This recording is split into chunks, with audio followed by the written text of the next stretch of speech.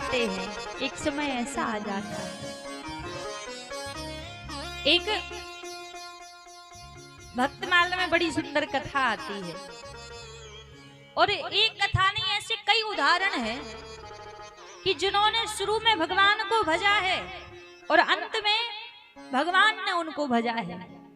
मीरा जी ने शुरू में भगवान को भजा, अंत में प्रभु ने मीरा जी को भजा है।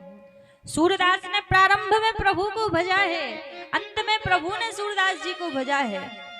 कहीं कहीं तो वर्णन इतना आता है कि सूरदास जी ने संकल्प लिया था अपने मन में कि मैं 1,00,000 पद का गायन करूंगा, पदों की रचना करूंगा, और 1,00,000 से कुछ कम पद सूरदास जी लिख पाए और उनका शरीर छूट गया। तो उनका संकल्प पूरा करने के लिए कई पद तो ठाकुर जी ने लिखे हैं सूरदास जी के नाम से, जिन पदों में कहा है सूर श्याम, और जहां दोनों का नाम आया है ना, वो पद स्वयं ठाकुर जी ने लिखे हैं। तो शुरू में हमें भगवान को भजना होता है, और जब आपका प्रेम इतना प्रभु के चरणों में हो जाए तो फिर भगवान अपने भक्त को भजते हैं। ऐसे ही एक भक्त हुई है महाराष्ट्र की भूमि में, सखूबाई। आपने नाम सुना होगा, शायद सुना है किसी किसी ने नाम। हाँ, सखूबाई जी जो विठलनाथ को बड़ा प्रेम करती, बड़ा स्नेह करती। इनका नियम, घर का काम काज करती, विठल विठल विठल विठल भजती रहती। लेकिन कई बार होता है ना, जब भक्ति के मार्ग पर हम जाते हैं ना, तो रोकने वाले भी 1000 लोग रहते हैं, 1000 बाधाएं आती हैं कि आप भगवान का भजन ना कर पाए, प्रभु की भक्ति ना कर पाए। तो सखूबाई जी के जीवन में भी ऐसी कई बाधाएं आई। इनका काम, घर के काम काज करती रहती, बस मुख पर विठल विठल विठल नाम जपती रहती। अब धीरे धीरे इतनी इनकी भक्ति बढ़ गई, इनको यूं लगे अब यदि मैं प्रभु से नहीं मिली, प्रभु को नहीं देखा, तो ब्रह अग्नि बढ़ने लगी, कहीं मेरे प्राण ना छूट जाए। लेकिन घर में इनका पति, इनकी सास बड़ी कठोर। नदी पे सखूबाई जी जल भरने के लिए गई, तो कुछ इनकी जो सखियां थी वहां आपस में सखियां कह रही थी, कल हम विठलनाथ के दर्शन करने के लिए जा रहे हैं, पंडरीनाथ जा रहे हैं, क्या तू चलेगी? सखूबाई बोली, ये कोई पूछने की बात है? अरे मैं तो कब से सोच रही हूँ, मैं सोच रही हूँ कोई बहाना मिल जाए मुझे जाने के लिए और मैं चली जाऊं।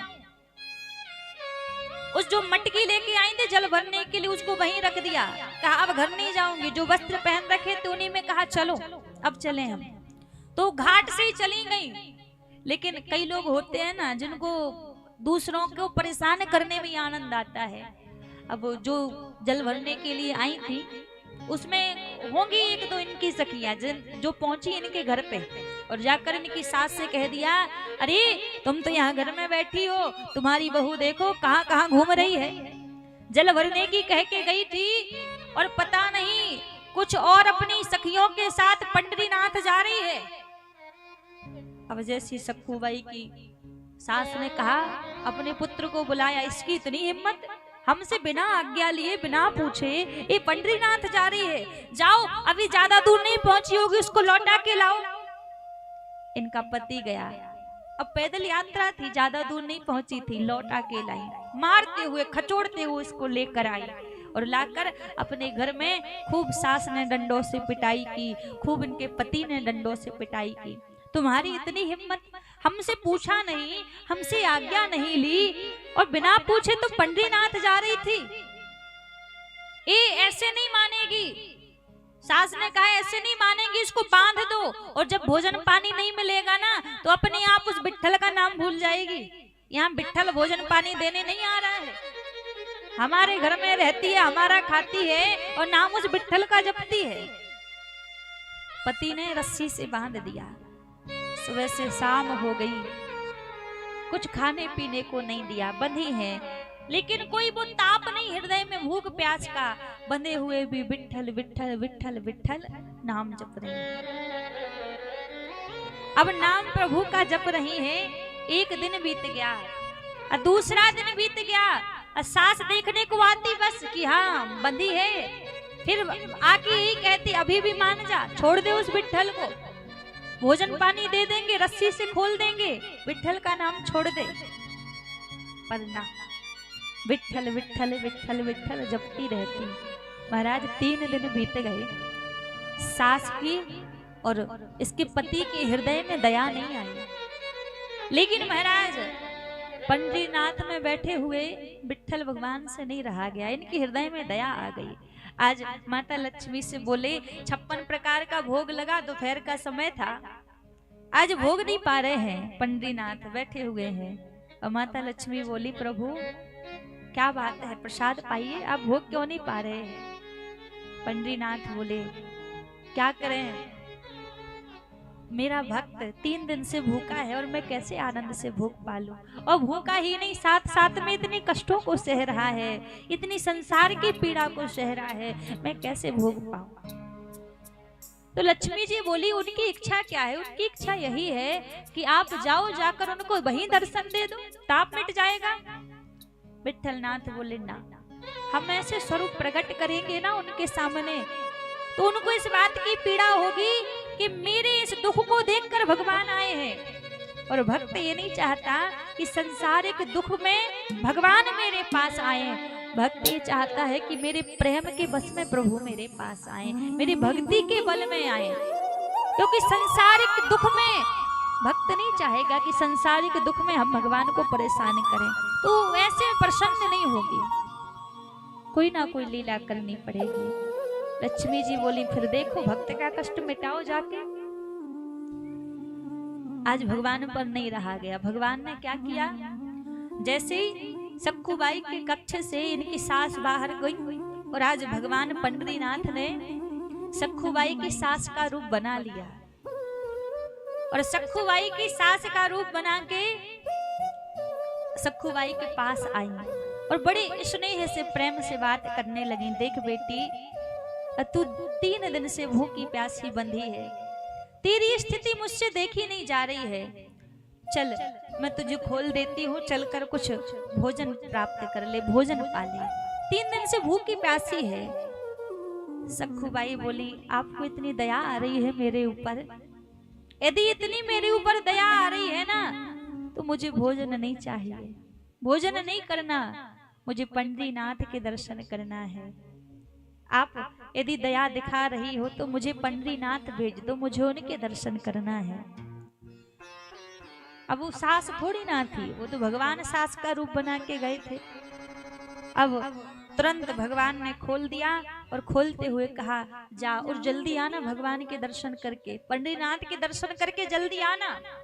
और जैसे सखुबाई को खोला, सखुबाई तो मानो एक पंछी ऐसे पिंजरे में बंद हो और पिंजरे से उसको आजाद कर दो, सो कैसे प्रसन्न होकर जाता है। सखुबाई भाग पड़ी पंडरीनाथ की ओर। लेकिन हुआ क्या, थोड़ी देर में अब जो असली सास थी ना सखुबाई की, वो अंदर को आने लगी। जाकर देखो तो सही, ए बंधी है, क्या कर रही, कहीं भाग तो नहीं गई। अब जैसे अंदर को आने लगी, अब भगवान को लगा कि यदि अभी ये देखेगी कि सखु यहाँ पर नहीं है, फिर अपने बेटे से कहेगी, फिर लौट वालेगी रास्ते से।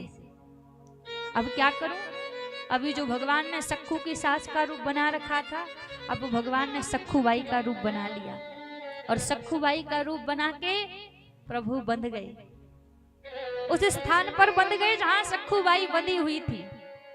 सास बड़े क्रोध में आ रही थी, और जैसी क्रोध में आई, देखा मुंह लटका के बैठी हुई हैं। जो सखुबाई के रूप में प्रभु थे, मुंह लटका के बैठे हुए हैं। आकर केसों को खींचने लगी सास और कहने लगी, देख 3 दिन बीत गए हैं, तुझे लग रहा होगा कि हमें दया आएगी, हम भोजन पानी देंगे, नहीं देंगे बिल्कुल भी, यहाँ बंदी बंदी मर जाएगी। यदि तू अपने विट्ठल को छोड़ देगी ना, तो अभी तुझे आजाद कर देंगे। पर सिर झुका के खड़ी है। कभी पति आता, पति ताड़ना करता, डंडों से पिटाई करता, मारता, कभी सास आती, सास मारती, और आज यहाँ सखुबाई के स्थान पर भक्त के लिए बंधे बंधे प्रभु मार खा रहे हैं, डंडों से पिटाई खा रहे हैं। और सखुबाई वहां पंढरपुर पहुंच गई। पंढरपुर पहुंच के वहां पर भगवान के दर्शन करके आनंद ले रही हैं, प्रभु के दर्शन का सुख प्राप्त कर रही हैं। और यहाँ आज प्रभु सखुबाई की जगह पे बंधे बंधे मार खा रहे हैं, भूखे प्यासे बंधे हुए हैं। अब जैसे ही पंढरपुर पहुंची सखुबाई, पंडरीनाथ के दर्शन किए और दर्शन करके वो आनंद हृदय में ऐसा बड़ा, वहां पर संकल्प ले लिया, पंडरीनाथ के सामने संकल्प लिया कि प्रभु मैं संकल्प लेती हूं, पंढरपुर की सीमा को मैं कभी जीते जी अब पार नहीं करूंगी, अपने प्राण में यही त्याग दूंगी। सखुबाई संकल्प ले रही है, मैं पंढरपुर में प्राण त्याग दूंगी, यहीं रहूंगी, जाऊंगी नहीं। यहाँ लक्ष्मी जी खड़ी खड़ी घबरा रही है, अरे तुझे क्या पता है, तू यहाँ आनंद ले रही है और तूने संकल्प और ले लिया कि अब मैं जाऊंगी नहीं। वहां मेरे प्रभु तेरे स्थान पर वहां मार खा रहे हैं, भूखे प्यासे बंधे हुए हैं। आज क्या हुआ, 9 दिन बीत गए भगवान को बंधे बंधे एक स्थान पर, भूखे प्यासे प्रभु बंधे हुए हैं, 9 दिन बीत गए। जो सखुबाई का पति था, अब भगवान ने इसके मन में ऐसी प्रेरणा दे दी, इसको ऐसा लगा कि 9 दिन बीत गए, भूखे प्यासे बंधी हुई है, कहीं ऐसा ना हो प्राण त्याग दे। और यदि प्राण त्याग देगी ना तो एक विवाह मुश्किल से हुआ था, दूसरा विवाह नहीं होगा। सखु के ऊपर दया नहीं आई, अपने ग्रस्त जीवन को बचाना चाह रहा है। जाकर गया सखुबाई के पास जहाँ प्रभु बंधे हुए थे, खोल दिया, बड़े स्नेह से बात करने लगा, खोल दिया, जाकर भोजन पवाए, भोजन पाए प्रभु ने। अब सखुबाई के स्थान पर भगवान रह रहे हैं। आज जैसे ही भगवान ने भोजन बनाए, जो सखु रूप में थे, भोजन बनाए, 56 प्रकार के भोग, सास ने भोजन पाए, पति ने भोजन पाए। अब भोजन पाके इतने स्वादिष्ट भोजन लगे, सास इतनी प्रसन्नता करने लगी कि आज तक तो इतने सुंदर भोजन तूने कभी नहीं बनाए, आज कितने स्वादिष्ट भोजन तूने बनाए हैं। भगवान मन ही मन हंस रहे हैं, तुम क्या जान रही हो, तुम्हारी बहू ने थोड़ी ना बनाए हैं, भोजन तो मैंने बनाए हुए हैं। हर एक कर्तव्य को प्रभु यहाँ पर बहू के रूप में निभा रहे हैं। सास कहती मेरे चरणों को दबा दो, भगवान चरण दाब रहे हैं। पति कहता मेरे चरणों की सेवा कर दो, भगवान पति की चरणों की सेवा कर रहे हैं। और यहाँ पंडरीनाथ में सखु बड़े आनंद ले रही है भक्ति के। आज स्नान इत्यादि किए सखुबाई ने, और जैसी पंडरीनाथ के मंदिर गई, अब ये लीला थी प्रभु की, पंडरीनाथ के जैसी मंदिर गई और आज पंडरीनाथ के उस श्री विग्रह में सखु जी को साक्षात वो दिव्य पंडरीनाथ का स्वरूप दिखाई दे रहा है। स्वर्ण मुकुट पीत पीतांबर प्रभु ने धारण कर रखी है, मंद मंद मुस्कान वो प्रभु के मुख पर। और सखु ने जैसे देखा प्रभु की उस छवि को, वो उनकी छवि का तेज अपने हृदय से धारण नहीं कर पाई। उस प्रभु के दिव्य तेज को देखकर वही सखु ने प्राण त्याग दिए। और जैसे प्राण त्याग दिए तो इनके गांव के जो कुछ लोग गए हुए थे, उन्होंने देखा कि सखु ने प्राण त्याग दिए, पहचान गए कि तो हमारे नगर की वही बहू है। प्राण त्याग दिए तो उसके अंतिम संस्कार कर दिया इन्होंने, पंडरीनाथ में ही अंतिम संस्कार कर दिया। अभी यहाँ इनका अंतिम संस्कार भी हो गया और भगवान यहाँ सखु बने ही बैठे हैं। अब तो महाराज लक्ष्मी जी बड़ी बेचैन हो रही हैं। लक्ष्मी जी गई जिस स्थान पर सखु का अंतिम संस्कार किया था, राख बन चुकी थी पूरी देह, और जैसे लक्ष्मी जी ने उस राख को स्पर्श किया, अपनी माया के रूप से एक सखु का रूप दोबारा से प्रकट कर दिया, दोबारा जीवित कर दिया सखु को। अब दिव्य तेज के साथ सखु जीवित हुई है। और लक्ष्मी जी ने कहा देख, तेरा संकल्प था ना, तू पंढरपुर को छोड़कर बाहर नहीं जाएगी, तो देख तेरा संकल्प पूरा हो गया, तू मर चुकी है। अब मैं आज्ञा कर रही हूं, तू अपने घर जा और जाके वहां अच्छे से रहे, और तुझे कुछ पता भी नहीं है, तू जा, तुझे जाके सब वहां पता लग जाएगा। अब यहाँ एक क्षण भी मत रुक, जा तू अपने घर जा। और जैसी माता लक्ष्मी ने वो आदेश किया कि अब तुम अपने घर जाओ, सखू बड़े आनंद से, बड़े प्रेम से लौट कर अपने घर आ गई। और जैसे घर आने को हुई तो यहाँ भगवान तो पहले से सखू बने बैठे थे। अब भगवान को लगा कि यदि अभी सखू आएंगी तो सास समझ जाएगी कि भाई मेरी बहू तो घर में है, फिर ये कौन आ गई।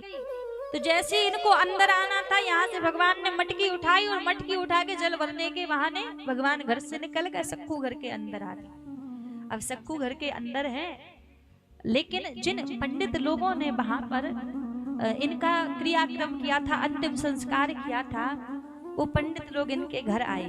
इनके घर आकर इनसे कहने लगे, महाराज आपकी बहू हमारे संग पंडरीनाथ गई थी, लेकिन उसने वही प्राण त्याग दिए और हम उसका अंतिम संस्कार करके आए हैं। अब पति और इनकी सास बोले तुम पागल हो गए हो, मेरी बहू घर में अंदर है, तुम कह रहे मेरी बहू मर गई है, हम अंतिम संस्कार करके आए हैं। ये बोले हम पागल नहीं, इन्हीं हाथों से हमने अंतिम संस्कार किया है। पति गया सखू को बाहर लेकर आया, बोले मेरी बहू देखो ये है और तुम कह रहे हो ये मर गई है। पंडित बोले हम झूठ नहीं कहते, ये सच में मर गई और हमने अपने हाथों से इसका अंतिम संस्कार किया है और ये पंडरीनाथ में किया है। अब इसकी सास बोले तुम पंडरीनाथ की बात कर रहे हो, मेरी बहू तो पंडरीनाथ गई ही नहीं, वो तो घर में ही थी। तो कहां से मेरी बहू मर गई, कहां से मृत हो गई। पंडित जो कहने लगे महाराज हम सौगंध खा के कहते हैं, हम झूठ नहीं बोल रहे, हम सच कहते हैं, हम अंतिम संस्कार करके आए हैं। सास ने व्यवहार बदल गया था सास का। पास बुलाया सखू को और पास बुला के पूछने लगी, पंडरीनाथ की सौगंध है, तू सच बता, ये क्या कह रहे हैं, ये क्या सच बोल रहे हैं। और जैसे कहा कि पंडरीनाथ की सौगंध है, तू सच बता, ये कहीं झूठ तो नहीं कह रहे, सच कह रहे हैं। सखू से जैसे पूछा, सौगंध रखी पंडरीनाथ की, सखू ने सच बता दिया, ये सच कह रहे हैं, मैं पंडरीनाथ गई हुई थी। लेकिन मुझे ये समझ नहीं आ रहा है कि जब मैं पंडरीनाथ गई थी और आप कह रहे हैं कि सखू यहाँ पर थी, तो यहाँ पर फिर कौन था।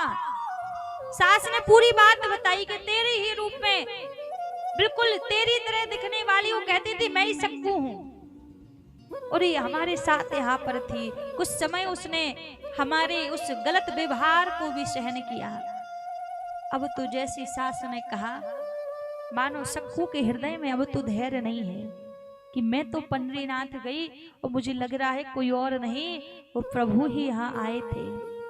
और अब इस बात से कष्ट हो रहा है कि मैं तो वहां सुख पा रही थी, आनंद ले रही थी वहां पर, लेकिन मेरे प्रभु यहाँ पर मेरे लिए दुख प्राप्त कर रहे थे।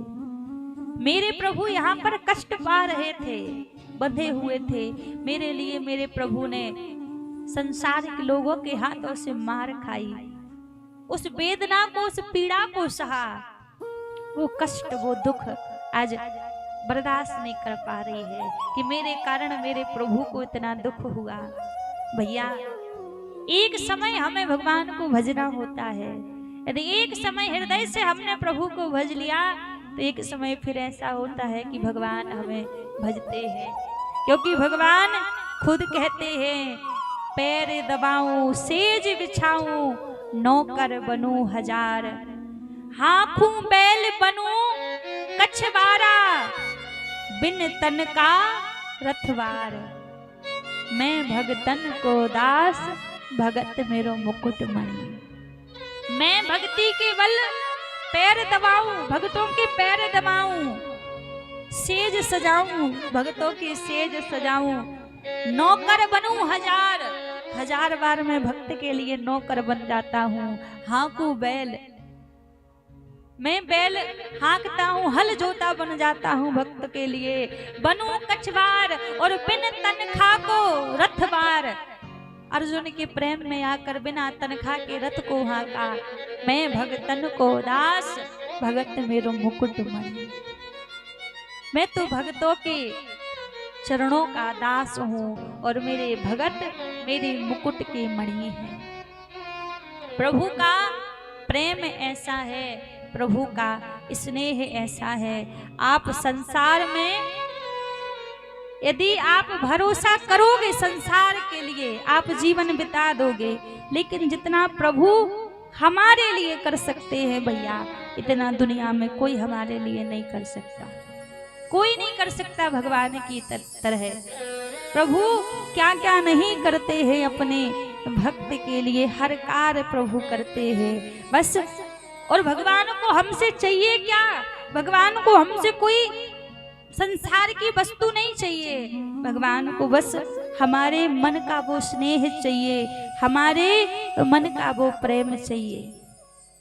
बस एक बार संत चिल्ला चिल्ला कहते हैं, खूब पुकार पुकार कहते हैं, एक बार उस प्रभु के नाम का भरोसा करके देखो।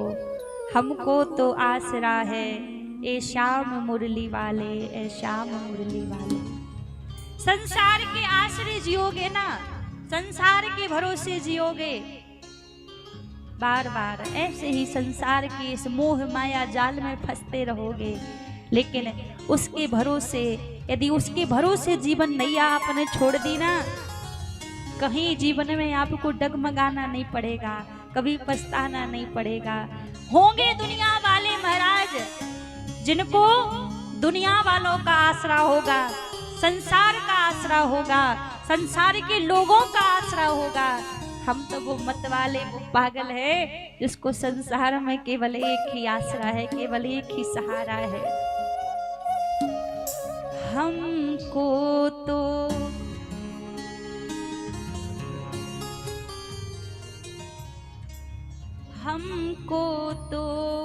आसरा है, हमको तो आसरा है, हमको तो आसरा है। ऐ श्याम मुरली वाले, ऐ श्याम मुरली वाले, हमको तो आसरा है, हमको तो आसरा है। ऐ श्याम मुरली वाले, ऐ श्याम बंसी वाले, हमको तो आसरा है, हमको तो आसरा है। ऐ श्याम मुरली वाले, ऐ श्याम मुरली वाले, हमको तो आसरा है, हमको तो आसरा है। ऐ श्याम मुरली वाले, ऐ श्याम बंसी वाले, हमको तो आसरा है, हमको तो आसरा है। ऐ श्याम मुरली वाले, ऐ श्याम मुरली वाले, हमको तो आसरा है, हमको तो आसरा है। ऐ श्याम मुरली वाले, ऐ श्याम बंसी वाले, जय हो।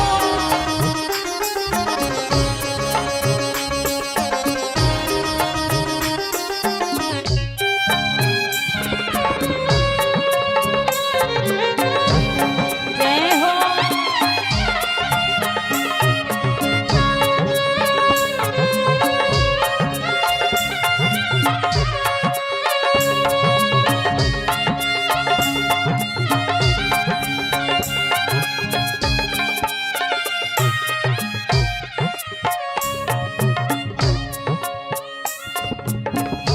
कैसे करूँगा मोहन मैं पार गहरी नदिया, ओ कैसे करूँगा मोहन मैं पार गहरी नदिया। कैसे करूँगा मोहन मैं पार गहरी नदिया, कैसे करूँ मोहन मैं पार गहरी नदिया ना नाव ना ठिकाना, ना पास है खेवैया।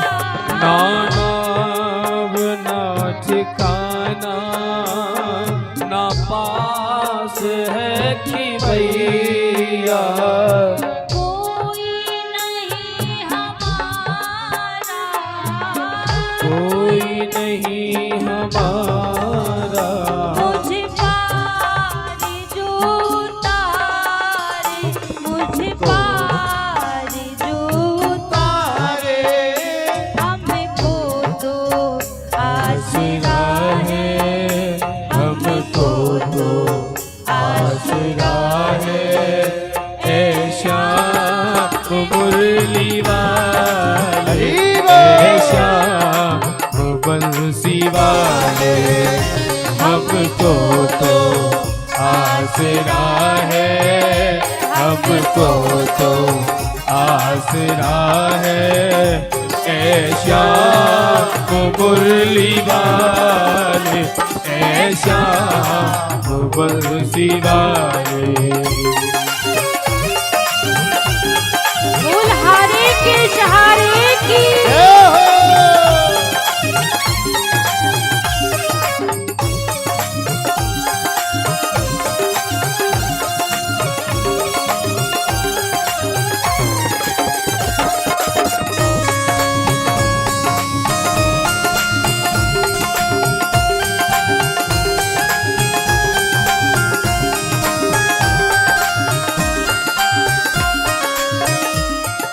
मैं तो तेरे भरोसे आगे को बढ़ता आया। मैं तो तेरे भरोसे आगे को बढ़ता आया मैं तो तेरे भरोसे आगे को बढ़ता आया। मैं तो तेरे भरोसे आगे को बढ़ता आया मुझको गरज है किसकी, मुझ पे तुम्हारा साया। मुझको गरज है किसकी मुझको तुम्हारा साया जब साथ है तुम्हारा फिर कौन क्या बिगाड़े, फिर कौन क्या बिगाड़े।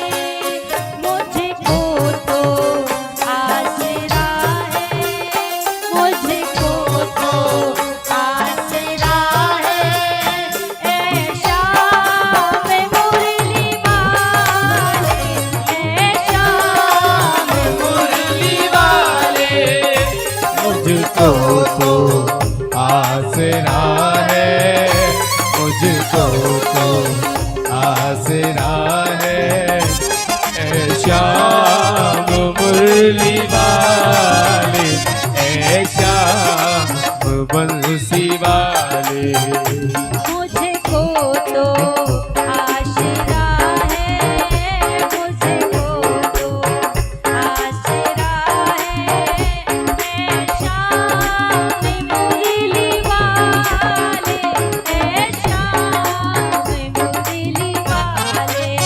है मुझको तो आसरा है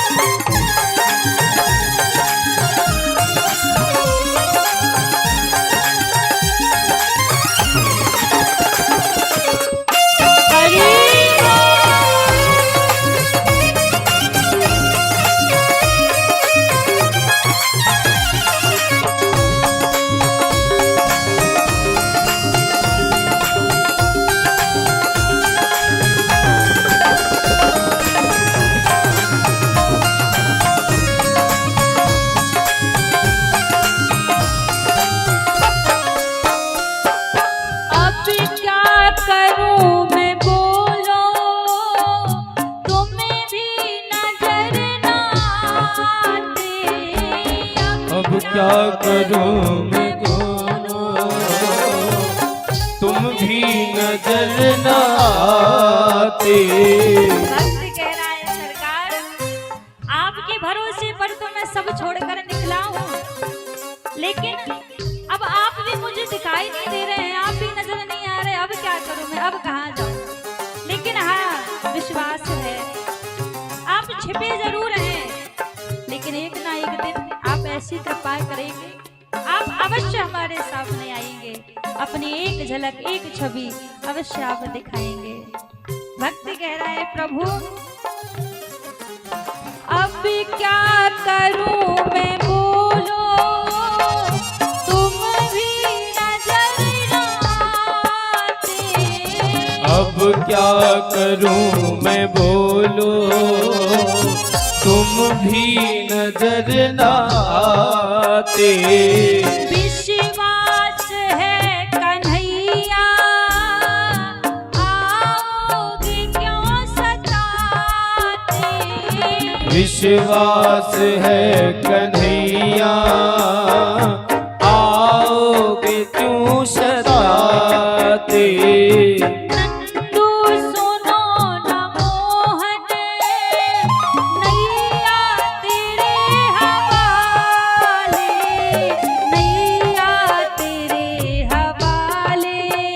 हमको तो आशरा है, हमको तो आशरा है। ए शाम मुरली वाले, ए शाम मुरली वाले, हमको तो आसरा है, हमको तो आसरा है। ए श्याम मुरली वाले, ए श्याम बंसी वाले। और देखो, ये बात किसी से जबरदस्ती नहीं बुलवा सकते। यदि हृदय में यदि ये बात होगी ना, तभी मुख पर आएगी। यदि हृदय में ये बात नहीं है ना, हम कितना चिल्ला के कह लेंगे आप भी बोलो, मुख पर बात नहीं आएगी। जब हृदय में होगी तभी बात आएगी। तो जिसके हृदय में हो, हमको तो आशरा है, हमको तो आशरा है। ए शाम मुरली वाले, ए शाम मुरली वाले। हे हमको तो आसरा है, हमको तो आसरा है। ए श्याम मुरली वाले, ए श्याम बंसी वाले। हमको तो आशरा है, हमको तो आसरा है। ए शाम मुरली वाले, ए शाम मुरली वाले। हे हमको तो आसरा है, हमको तो आसरा है। ए श्याम मुरली वाले, ए श्याम बंसी वाले। ए शाम मुरली वाले, ए शाम बंसी वाले। ए श्याम मुरली वाले, ए श्याम बंसी वाले।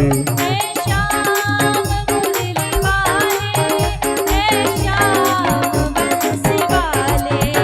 ए श्याम मुरली वाले, ए श्याम बंसी वाले। ए शाम बंसी वाले, ए शाम बंसी वाले।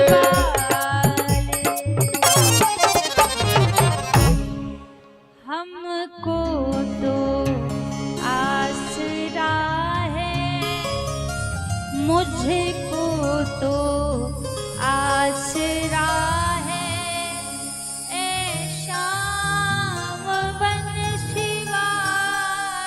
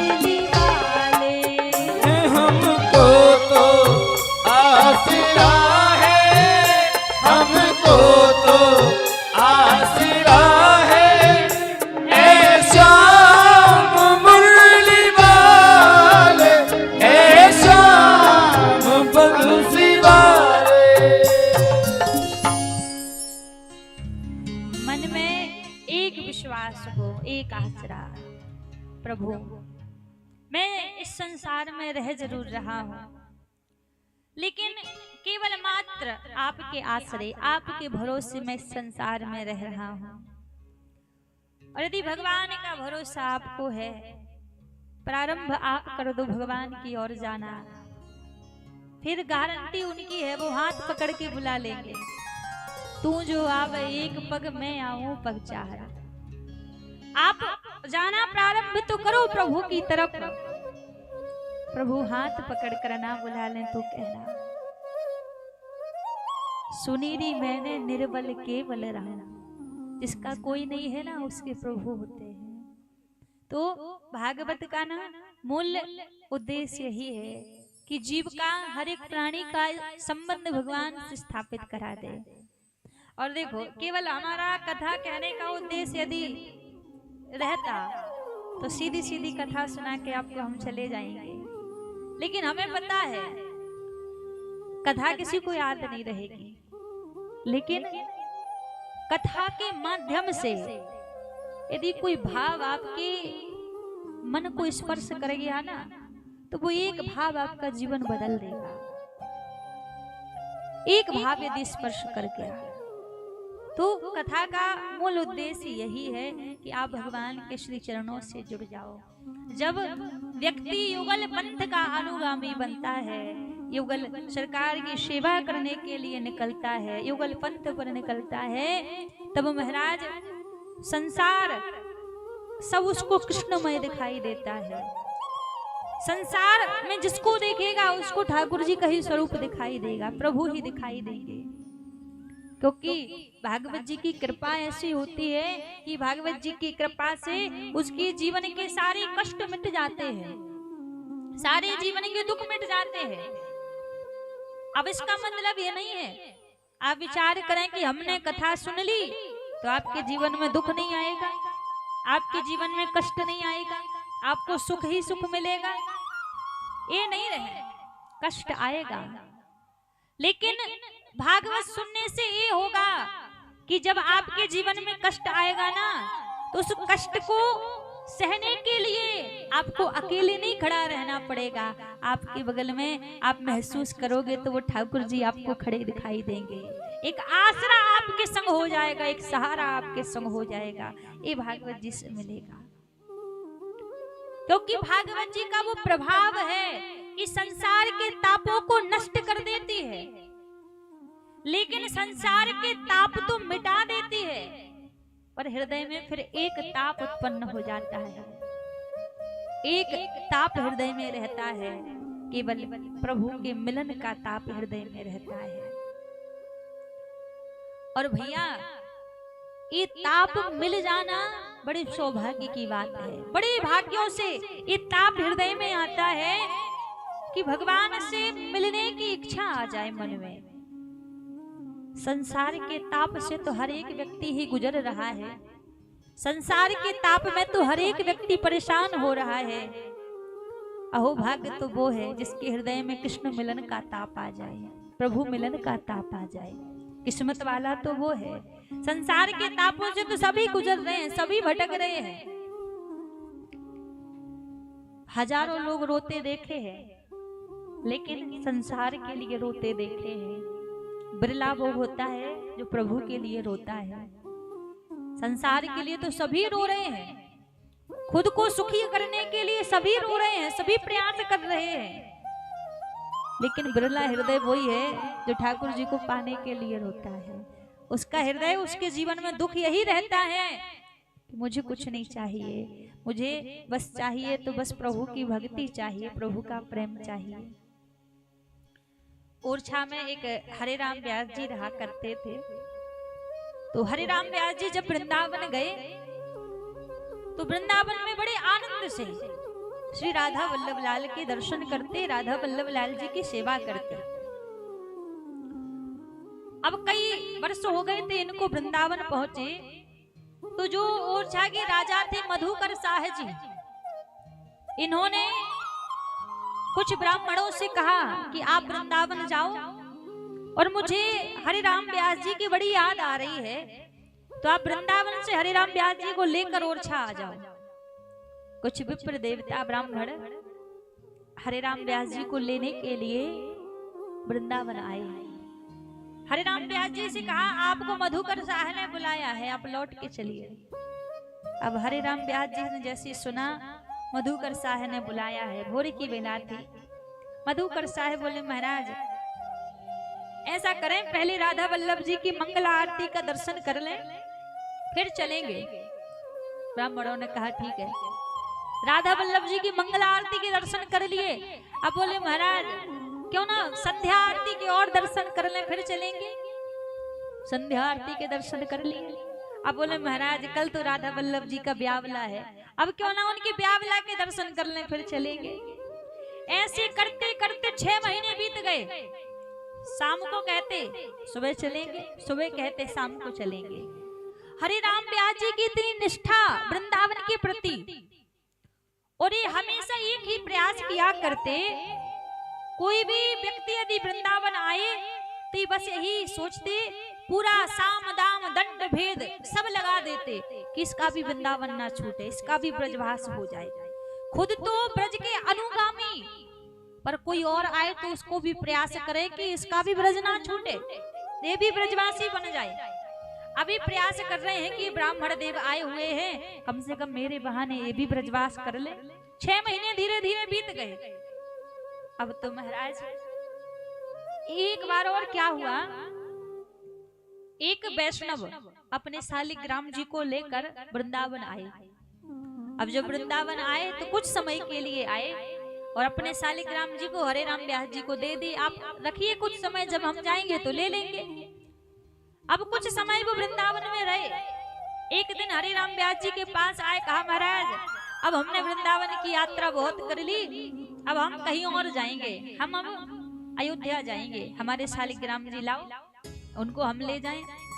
हरिराम व्यास जी बोले राम राम राम, तुम वृंदावन छोड़ने की बात कर रहे हो?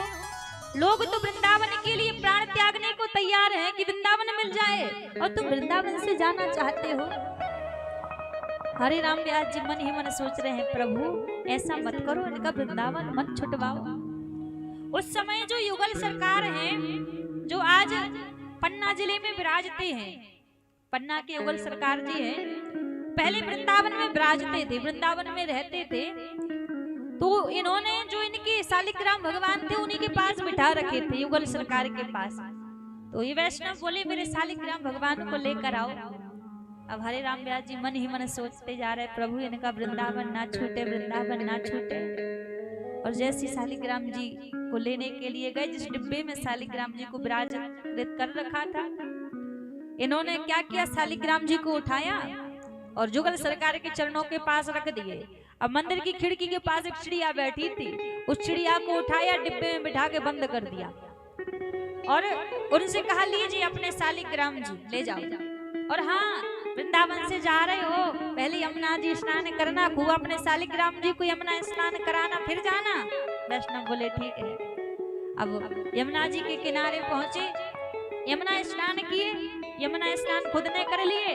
अब सोचे महाराज हम अपने शालिग्राम जी को यमुना स्नान करा दें।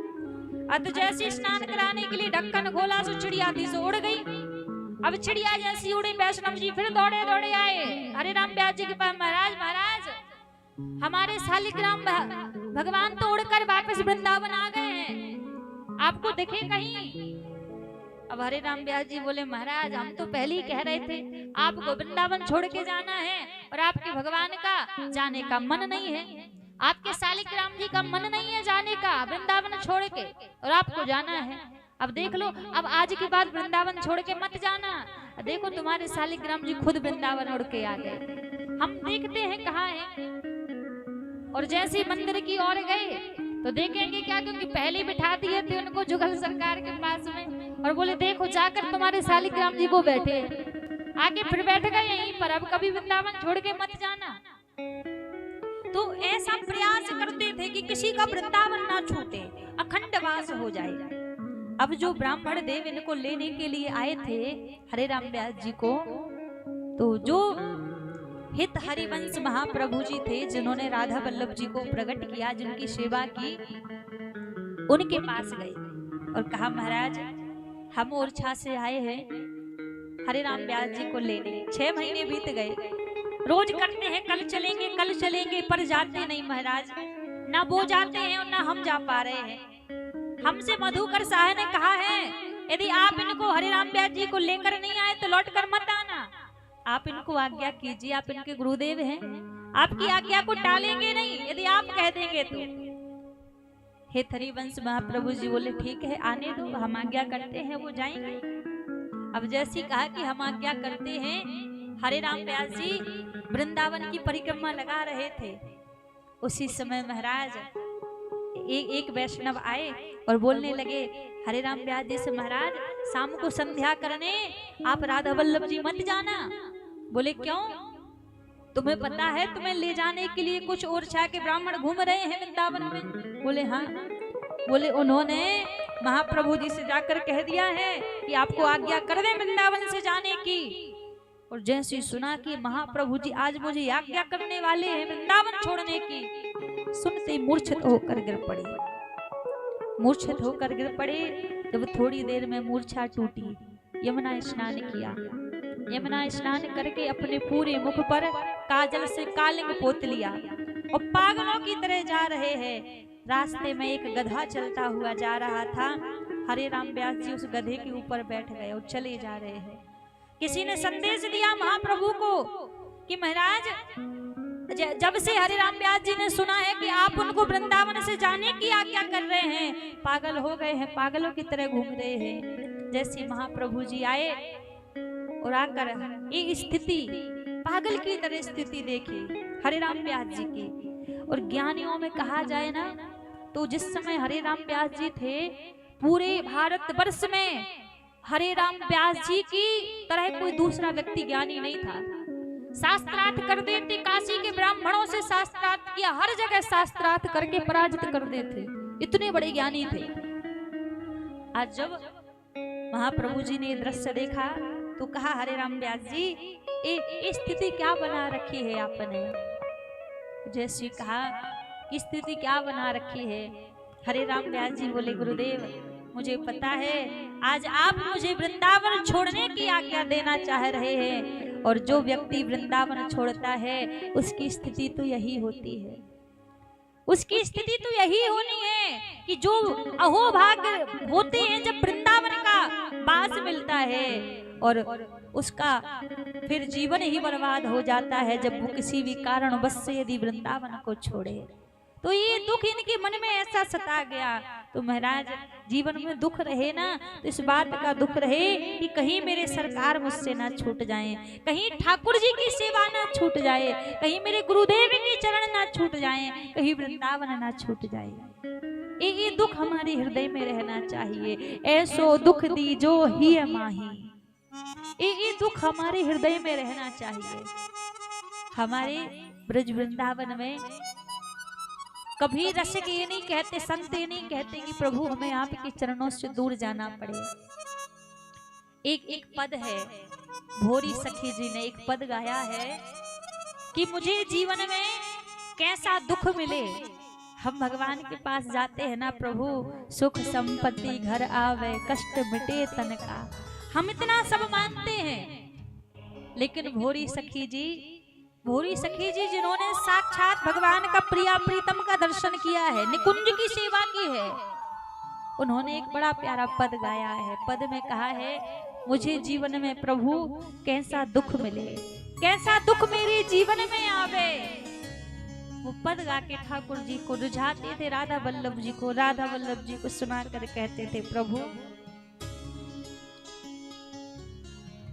ऐसो दुख दीजो ही माही, ऐसो दुख दीजो ही माही, ऐसो दुख दीजो ही माही, ऐसो दुख दीजो ही माही, ऐसो दुख दीजो ही माही, बिन पद कंज छटा द्रग देखे बिन पद कंज छटा दृग देखे बिन पद कंज छटा द्रग देखे बिन पद कंज छटा दृग देखे कोई सुहावे नाही कोई सुहावे नाही ऐसो दुख दीजो ही अमानी ऐसो दुख दीजो ही अमाही। घोरी सखी जी पद में कह रही है, समझते चलेंगे तो आपको समझ आएगा। ऐसो दुख दी जो ही माही, हृदय में ऐसा दुख देना कैसा, बिन पद कंज छटा दृग देखे। जिस दिन हमारे नेत्रों को श्री राधा रमण लाल जी का मुख कमल दिखाई ना दे, श्री बिहारी जी के दर्शन ना होवे, ब्रज वृंदावन के दर्शन ना होवे, यमुना जी के दर्शन ना होवे, उस दिन हमारे इस हृदय को, इस मन को कोई सुहावे नहीं, इस मन को सरकार उस दिन कोई अच्छा ना लगे। जिस दिन ये मुख कमल आपका ना देखे मेरे नेत्र, उस दिन संसार में कोई अच्छा ना लगे।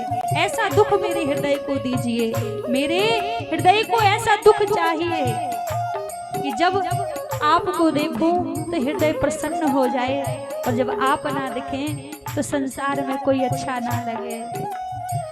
बिन पद कंज छटा दृग देखे बिन पद कंज छटा दृग देखे कोई सुहावे नाही कोई सुहावे नाही ऐसो दुख दीजो ही अमाही हो ऐसो दुख दीजो ही अमाही ऐसो दुख दीजो ही अमाही ऐसो दुख दीजो ही अमाही। नाम रटेंद्र के धारे आंसू नाम रटे दृग धारे आंसू नाम रटेंद्र के धारे आंसू नाम रटे दृग धारे आंसू छिन छिन अति अकुलाही हो छिन छिन अति अकुलाई घोरी सखी जी कह रही हैं कैसा दुख मेरे जीवन में आए, नाम रटे दृग ढारे आंसू। जब मेरे मुख से प्रभु आपका नाम निकले तो मेरे मुख से आपका नाम निकल रहा हो और मेरे नेत्रों से आंसू बह रहे हैं। नाम रटे दृग ढारे आंसू, ऐसा दुख मेरे जीवन में आए, छिन छिन अति अकुलाही, एक एक पल एक एक क्षण मेरा ऐसा बीते, यदि इस पल प्रभु आप मुझे नहीं मिले तो मेरे घट से प्राण निकल जाएंगे। ऐसा दुख मेरे जीवन में दीजिए। नाम रटे दृग ढारे आंसू नाम रटे दृग धारे आंसू छिन छिन अति अकुलाही हो छिन छिन अति अकुलाही ऐसो दुख दीजे ही अमाही ऐसो दुख दिए ही अमाही ऐसो दुख दीजो ही अमाही ऐसो दुख दीजो ही अमाही काहू सो मिले को न सुहावे वो न सुहावे। ये बड़ी कठिन बात, देखो कितनी प्यारी बात भोरी सखी जी कह रही हैं। जब कृष्ण प्रेम हृदय में आता है ना, किसी से मिलना जुलना अच्छा नहीं लगता, किसी से बातचीत करना अच्छा नहीं लगता। भक्त को लगता है बस एकांत में रहे, एक जगह बैठकर बस चिंतन करते रहे, प्रभु को याद करते रहे। भोरी सखी जी कह रही हैं, ज्यादा उपलब्धि को प्राप्त कर लेना, संपत्ति को प्राप्त कर लेना, ज्यादा नाम कमा लेना, संसार में ज्यादा रिश्ते बना लेना, इससे हमें दुखी होना चाहिए। कितने लोग क्यों हमसे जुड़ रहे हैं? क्योंकि भक्त ये नहीं चाहता कि हमसे संसार वाले जुड़े, भक्त ये चाहता है भैया धीरे धीरे सब छूटे। एक छूट गया प्रसन्नता होगी, बड़ा अच्छा हुआ प्रभु ये छूट गया। और घर से कोई छूट गया फिर कहेगा प्रभु बड़ा अच्छा किया, इनका भी झंझट छूट गया। क्योंकि भक्त को संसार वाले फिर अच्छे नहीं लगते। काहू सो मिले वो न सुहावे, काहू सो मिले वो न सुहावे। बातन सो घबराही हो, बातन सो घबराही। सो दुख दीजो ही माही, ऐसो दुख दीजो ही माही। सो दुख दीजो ही माही, ऐसो दुख दीजो ही माही। आखिरी में भोरी सखी जी बड़ी प्यारी बात कह रही है, सरकार और कैसा जीवन में दुख रहे, बस्ती छोड़े एकांत बिठाओ, बस्ती छोड़े एकांत बिठाओ। बस्ती छोड़े एकांत बिठाओ, बस्ती छोड़ एकांत बिठाओ। जग सब सून दिखाई हो, जब सब सून दिखाई। ऐसो दुख दीजो ही माही, ऐसो दुख दीजो ही माही। ऐसो दुख दीजो ही माही, ऐसो दुख दीजो ही। भोरी सखी जी कह रही हैं, प्रभु मेरे जीवन में ऐसा दुख देना, ऐसो दुख दीजो ही माही। बिन पद कंज छटा दृग देखे, कोई सुहावे नाही। जब तक मेरे नेत्र आपका दर्शन ना कर लें, आपके चरण कमल का दर्शन ना कर लें, तब तक कोई ना सुहावे, कोई संसार में अच्छा ना लगे। ऐसा दुख आप हमारे हृदय में दीजिए। बस्ती छोड़ एकांत बिठाओ। अब एकांत का अर्थ क्या है? जब व्यक्ति मन से एकांत हो जाता है ना, मन से शांत हो जाए, तो वो लाखों की भीड़ में भी बैठा रहेगा ना, तो भी वहां पे एकांत में ही रहेगा। तो एकांत का अर्थ ये नहीं है कि सब छोड़कर आप वन में बैठ जाओ, जंगल में बैठ जाओ। मन से आप एकाग्र हो जाओ, एक तरफ हो जाओ। मन में आप यदि एकांत हो गए, मन से संसार को अलग कर दिया, अकेले आप मन से हैं, तो आपको एकांत प्राप्त हो गया। तो बस्ती छोड़ एकांत बिठाओ, जग सब शून्य दिखाई, ऐसो दुख दीजिए ही माही। हृदय में प्रभु ऐसा दुख दीजिए। और महाराज, जब तक ये बात हमारे हृदय में नहीं आई, तब तक आप भक्ति के रास्ते पर नहीं हैं, आप प्रेम के मार्ग पर नहीं हैं। दुख ऐसा रहे जीवन में, कभी 2 महीने 6 महीने बीत जाएं, भगवान की कथा ना मिले तो हृदय में दुख हो गए। प्रभु इतने दिन बीत गए, आपकी कथा सुनने को नहीं मिल रही है मुझे, वृंदावन जाने का विचार करो, वृंदावन नहीं जा पाओ, हृदय में दुख होना चाहिए। प्रभु मुझे वृंदावन नहीं बुला रहे हैं आप, मैं वृंदावन नहीं पहुंच पा रहा हूँ। हृदय विचलित होने लगे, हृदय रुदन करने लगे। ऐसा दुख जब हृदय में आ जाए ना, तब मानना कि आप भक्ति के रास्ते पर चल रहे हैं, आप प्रेम के मार्ग पर चल रहे हैं। केवल ऊपर ऊपर कहना प्रेम के मार्ग पर चलना नहीं होता, क्योंकि पूजा की पद्धति में और प्रेम की पद्धति में जमीन आसमान का अंतर है। हर एक व्यक्ति पूजा कर सकता है भगवान की, लेकिन हर एक व्यक्ति प्रेम नहीं कर पाता भगवान से। प्रेम कोई कोई ही कर पाता है। तो ये बात हमारे हृदय में कब आती है? जब भागवत जी की हम शरण लेते हैं। भागवत जी ही हमारे हृदय में इन सब चीजों को प्रकट करती हैं। ऐसो दुख दीजे ही माही। केवल एक ही कष्ट, एक ही दुख हमारे मन में रहे कि कब हमें प्रभु मिले, कब भगवान के दर्शन होगा। तो भागवत जी का मुख्य विषय ही यही है। 3 श्लोकों में मंगलाचरण व्यास जी ने यहाँ पर किया। निगम कल्पितरु गलितम फलम सुख मुखाद व्रत द्रव संयोतम पिबत भागवतम रसमाल्यम मुहुरहो रसिका भुवि भाविका। तो भागवत जी की शरण में आकर ही ये प्रेम का रस ये हृदय में प्रकट होता है। यहाँ शौनक आदि ऋषियों ने 6 प्रश्न सूत जी महाराज से किए और 6 प्रश्नों में ही साप्ताहिक कथा निकलती है पूरी।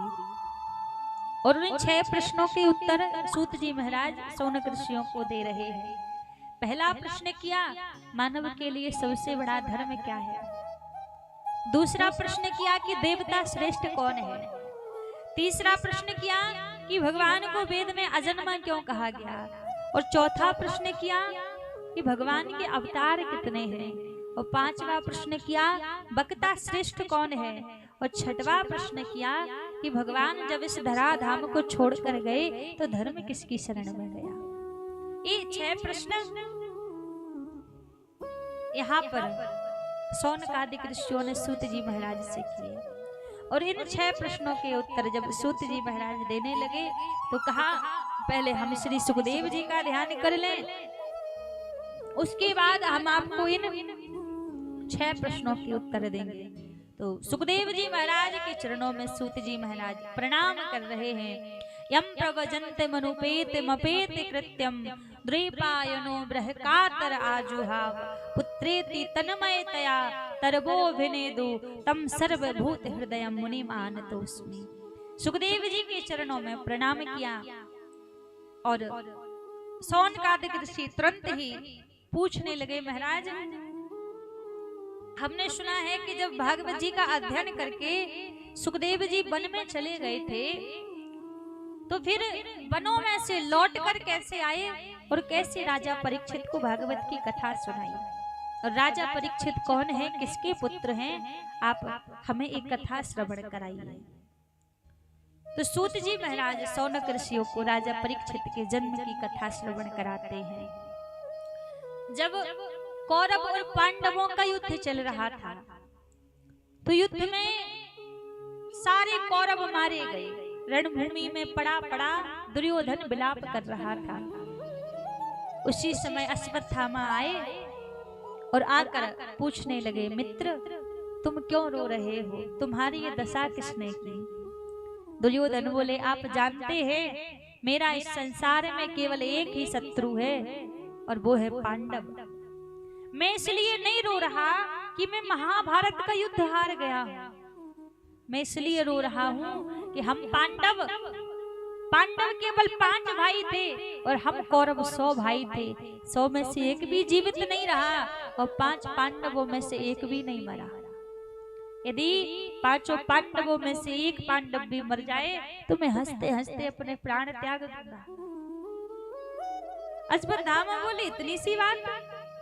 तुम एक की बात करते हो, मैं अभी जाकर 5 को मार दूंगा, तुम तो एक की बात करते हो। अजय जी कहा, दुर्योधन बोला, कहना बहुत सरल है लेकिन करना उतना ही कठिन है। हम 100 भाई जब ये काम ना कर सके तुम अकेले कैसे करोगे? अश्वत्थामा ने कहा ऐसी बात है तो हम अभी जाते हैं, पांचों को मार कर आएंगे। रात्रि का समय था, अश्वत्थामा यहाँ से गए। यहाँ पांचों पांडव सो रहे थे। अर्धरात्रि का समय जब अर्जुन जागे, अर्धरात्रि में अर्जुन की नींद खुली। अर्जुन ने क्या देखा, आज स्वयं द्वारिकाधीश लाठी लेकर पांचों पांडवों की रक्षा कर रहे हैं। अर्जुन जागे तो जागकर भगवान से कहने लगे, प्रभु आप अभी तक सोए नहीं, अभी तक जाग रहे हैं। भगवान ने कहा, अर्जुन ये बताओ, अभी अभी तुमने महाभारत का युद्ध जीता है, तुम्हें किसी बात का भय नहीं लग रहा, तुम्हें किसी बात का डर नहीं लग रहा है, तुम इतने आराम से विश्राम कर रहे हो, सो रहे हो। अब अर्जुन को ये दिख रहा है कि भगवान मेरी चिंता कर रहे हैं। अब अर्जुन ने कह दिया, प्रभु मुझे तो कोई चिंता नहीं है, कोई डर नहीं है, और जिसको मेरी चिंता करनी हो सो करे। अर्जुन को अपनी चिंता नहीं है, क्यों? क्योंकि अर्जुन ने अपने जीवन की डोरी भगवान के हाथ में सौंप रखी है, इसलिए अपनी चिंता नहीं है। हम आप बड़ी खुद की चिंता करते हैं, क्योंकि हम अपने जीवन के मालिक खुद बने बैठे हैं, तो बात बात की चिंता होती है। आज अर्जुन को अपनी चिंता नहीं है। अच्छा, और देखो, ऐसा नहीं है कि भगवान ने दुर्योधन के साथ और अर्जुन के साथ कोई पक्षपात किया हो। भगवान ने अवसर दोनों को दिया था। जब महाभारत का युद्ध प्रारंभ नहीं हुआ था, तब भगवान ने कहा था अर्जुन से और दुर्योधन से कि मेरे पास दो चीजें हैं, एक तो मेरी नारायणी सेना है और दूसरा मैं स्वयं हूँ, और मेरा भी संकल्प है कि पूरे महाभारत के युद्ध में मैं शस्त्र नहीं उठाऊंगा, और कल भोर की बेला में जो भी मेरे पास आकर इन दो चीजों में से जो मांगेगा मैं प्रदान कर दूंगा। अब रात्रि का समय हुआ, दुर्योधन विचार करने लगा, कहीं ऐसा ना हो अर्जुन बड़ा चालाक है, सब कुछ जाके अर्जुन ही मांग ले। आधी रात में आकर दुर्योधन भगवान के कक्ष में बैठ गया। जब भोर की बेला हुई, अर्जुन आए तो आकर भगवान के चरणों को चापने लगे। भगवान जागे, सन्मुख अर्जुन थे, अर्जुन को देखा, कहा अर्जुन आ गए। अर्जुन नहीं बोल पाए। अब पीछे की तरफ दुर्योधन बैठे थे, दुर्योधन बोल पड़े, महाराज इनके पहले से तो हम आए हुए हैं। अब अर्जुन ने कहा, प्रभु दुर्योधन पहले आए हैं तो इनका अधिकार पहले बनता है मांगने का। भगवान ने कहा, मांगो दुर्योधन, तुम्हें क्या चाहिए? दुर्योधन सोच रहा है, भगवान ने तो संकल्प लिया है कि पूरी महाभारत में शस्त्र नहीं उठाएंगे, तो इनको मांगने से कोई फायदा ही नहीं है जब ये शस्त्र ही नहीं उठाएंगे तो, क्योंकि महाभारत के युद्ध में तो लड़ाई होनी है, झगड़ा होना है। दुर्योधन बोले, प्रभु ऐसा कीजिए, मुझे आप अपनी नारायणी सेना दे दो। भगवान ने कहा, ठीक है, जाओ आप सेना ले जाओ। नारायणी सेना लेकर दुर्योधन आ गया। अब भगवान अर्जुन की परीक्षा लेने लगे। अर्जुन से बोले, अर्जुन देख तेरे पास तो कुछ बचा ही नहीं, अब मुझे मांगकर तुम क्या करोगे? मैं तो वैसे भी शस्त्र उठाऊंगा ही नहीं। अर्जुन बोले, देखो प्रभु, पहली बार मैं आपके पास कुछ मांगने के लिए नहीं आया था। आपने स्वयं से कहा था कि मेरे पास दो वस्तु है, जिसको जो मांगना हो सो मांग लो। मैं स्वयं से मांगने नहीं आया था, आपने खुद कहा था। तो मेरे मन में कोई ऐसी कामना नहीं थी कि मैं इतनी चीज आपसे मांगूंगा। और दूसरी बात, जब आप कह रहे हैं कि आप कोई शस्त्र नहीं उठाएंगे, मुझे मांगने से क्या फायदा है? तो प्रभु मैं बस इतना चाहता हूँ, मैं स्वयं भी नहीं चाहता कि आप शस्त्र उठाओ, बस आप इतना करना, आप मेरे जीवन रूपी रथ की डोरी अपने हाथों में पकड़े रहना, आप कुछ भी मत करना, बस आप मेरे जीवन रूपी रथ की डोर हाथों में सौंपे रहना, हाथों में पकड़े रहना, बस और कुछ नहीं करना। और जिस समय अर्जुन ने अपने जीवन की डोर भगवान के हाथ में सौंप दी, अर्जुन तो उसी समय महाभारत का युद्ध जीत गए थे। क्योंकि जिसका जीवन भगवान संभाले, कौन उसका क्या बिगाड़ सकता है?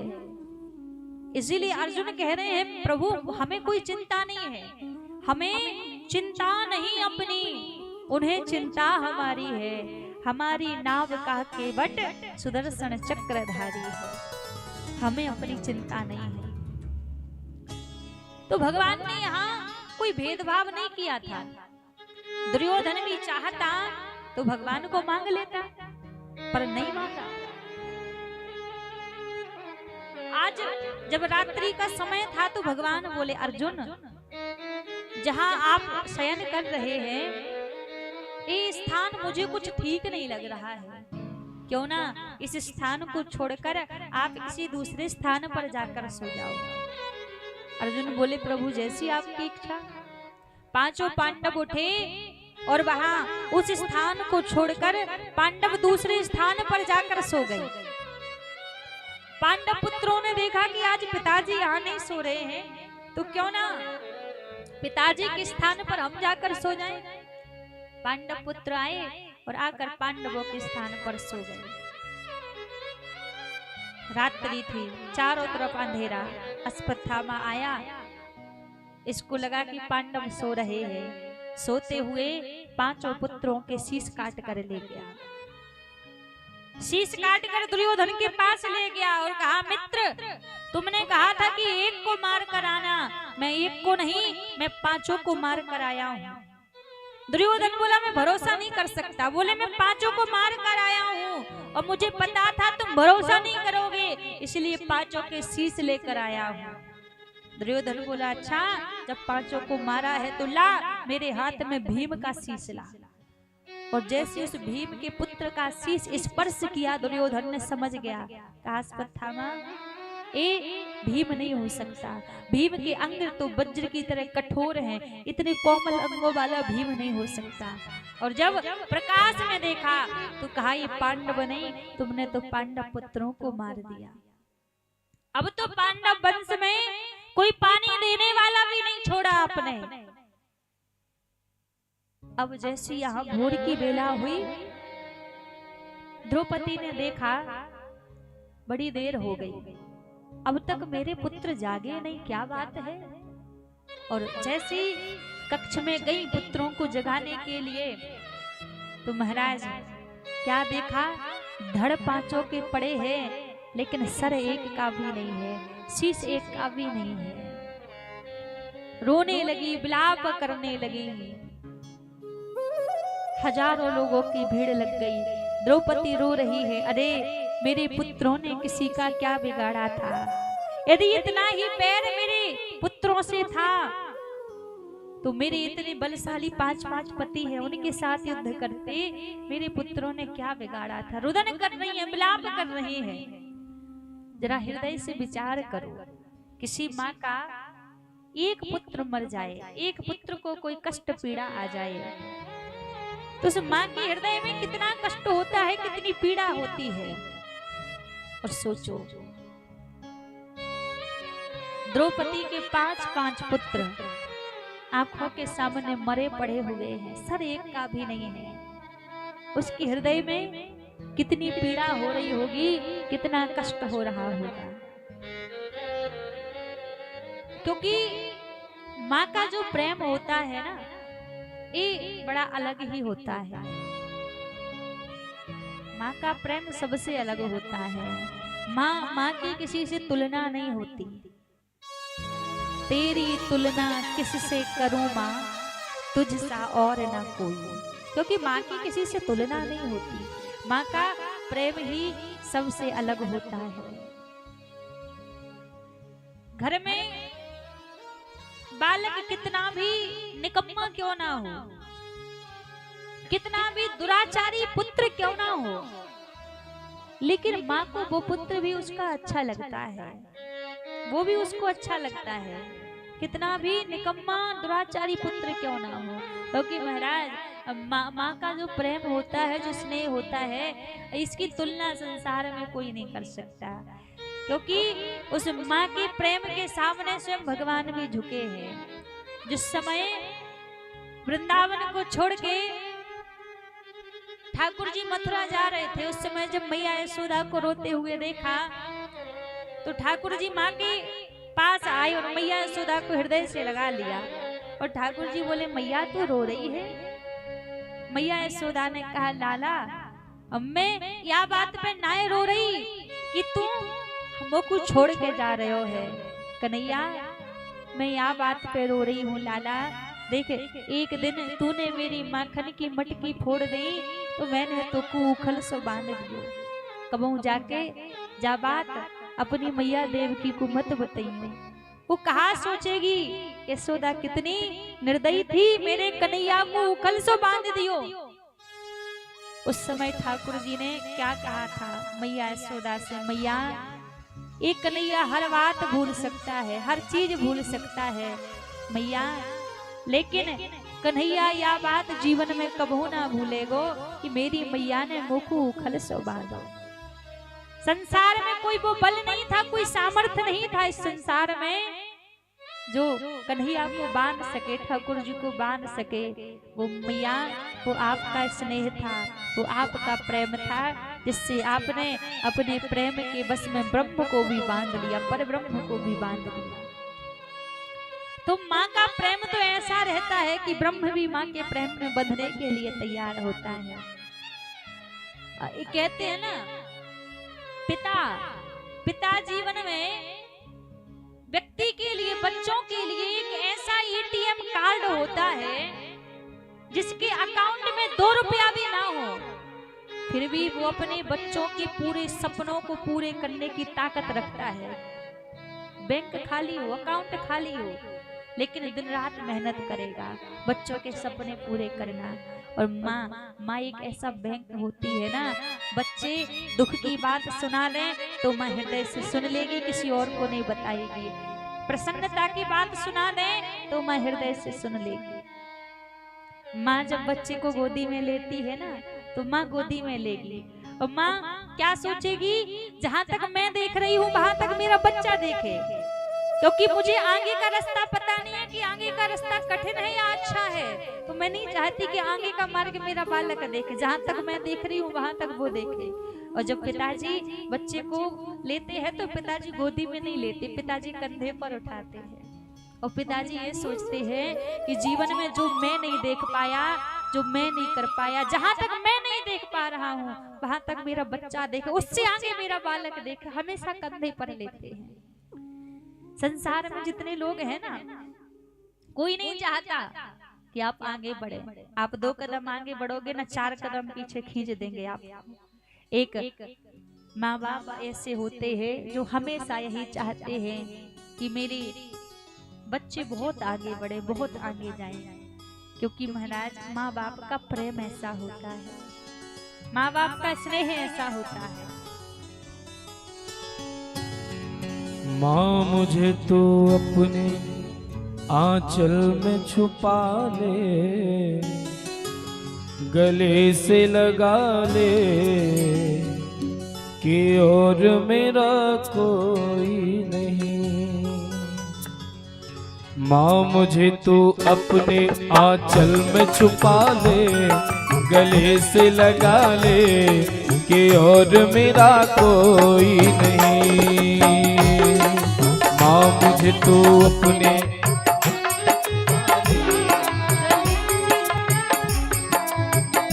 मेरा कोई नहीं। माँ मुझे तो अपने आंचल में छुपा ले, गले से लगा ले कि और मेरा कोई नहीं। माँ मुझे तो अपने आंचल में छुपा ले, गले से लगा ले कि और मेरा कोई नहीं। फिर न सताऊंगा कभी, पास बुला ले।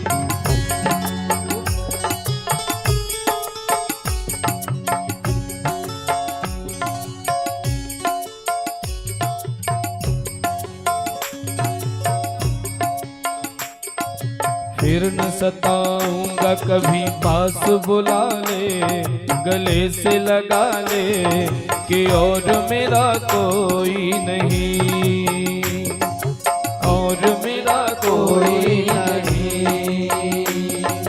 माँ मुझे तो अपने आंचल में छुपा ले, गले से लगा ले कि और मेरा कोई नहीं। और मेरा कोई नहीं।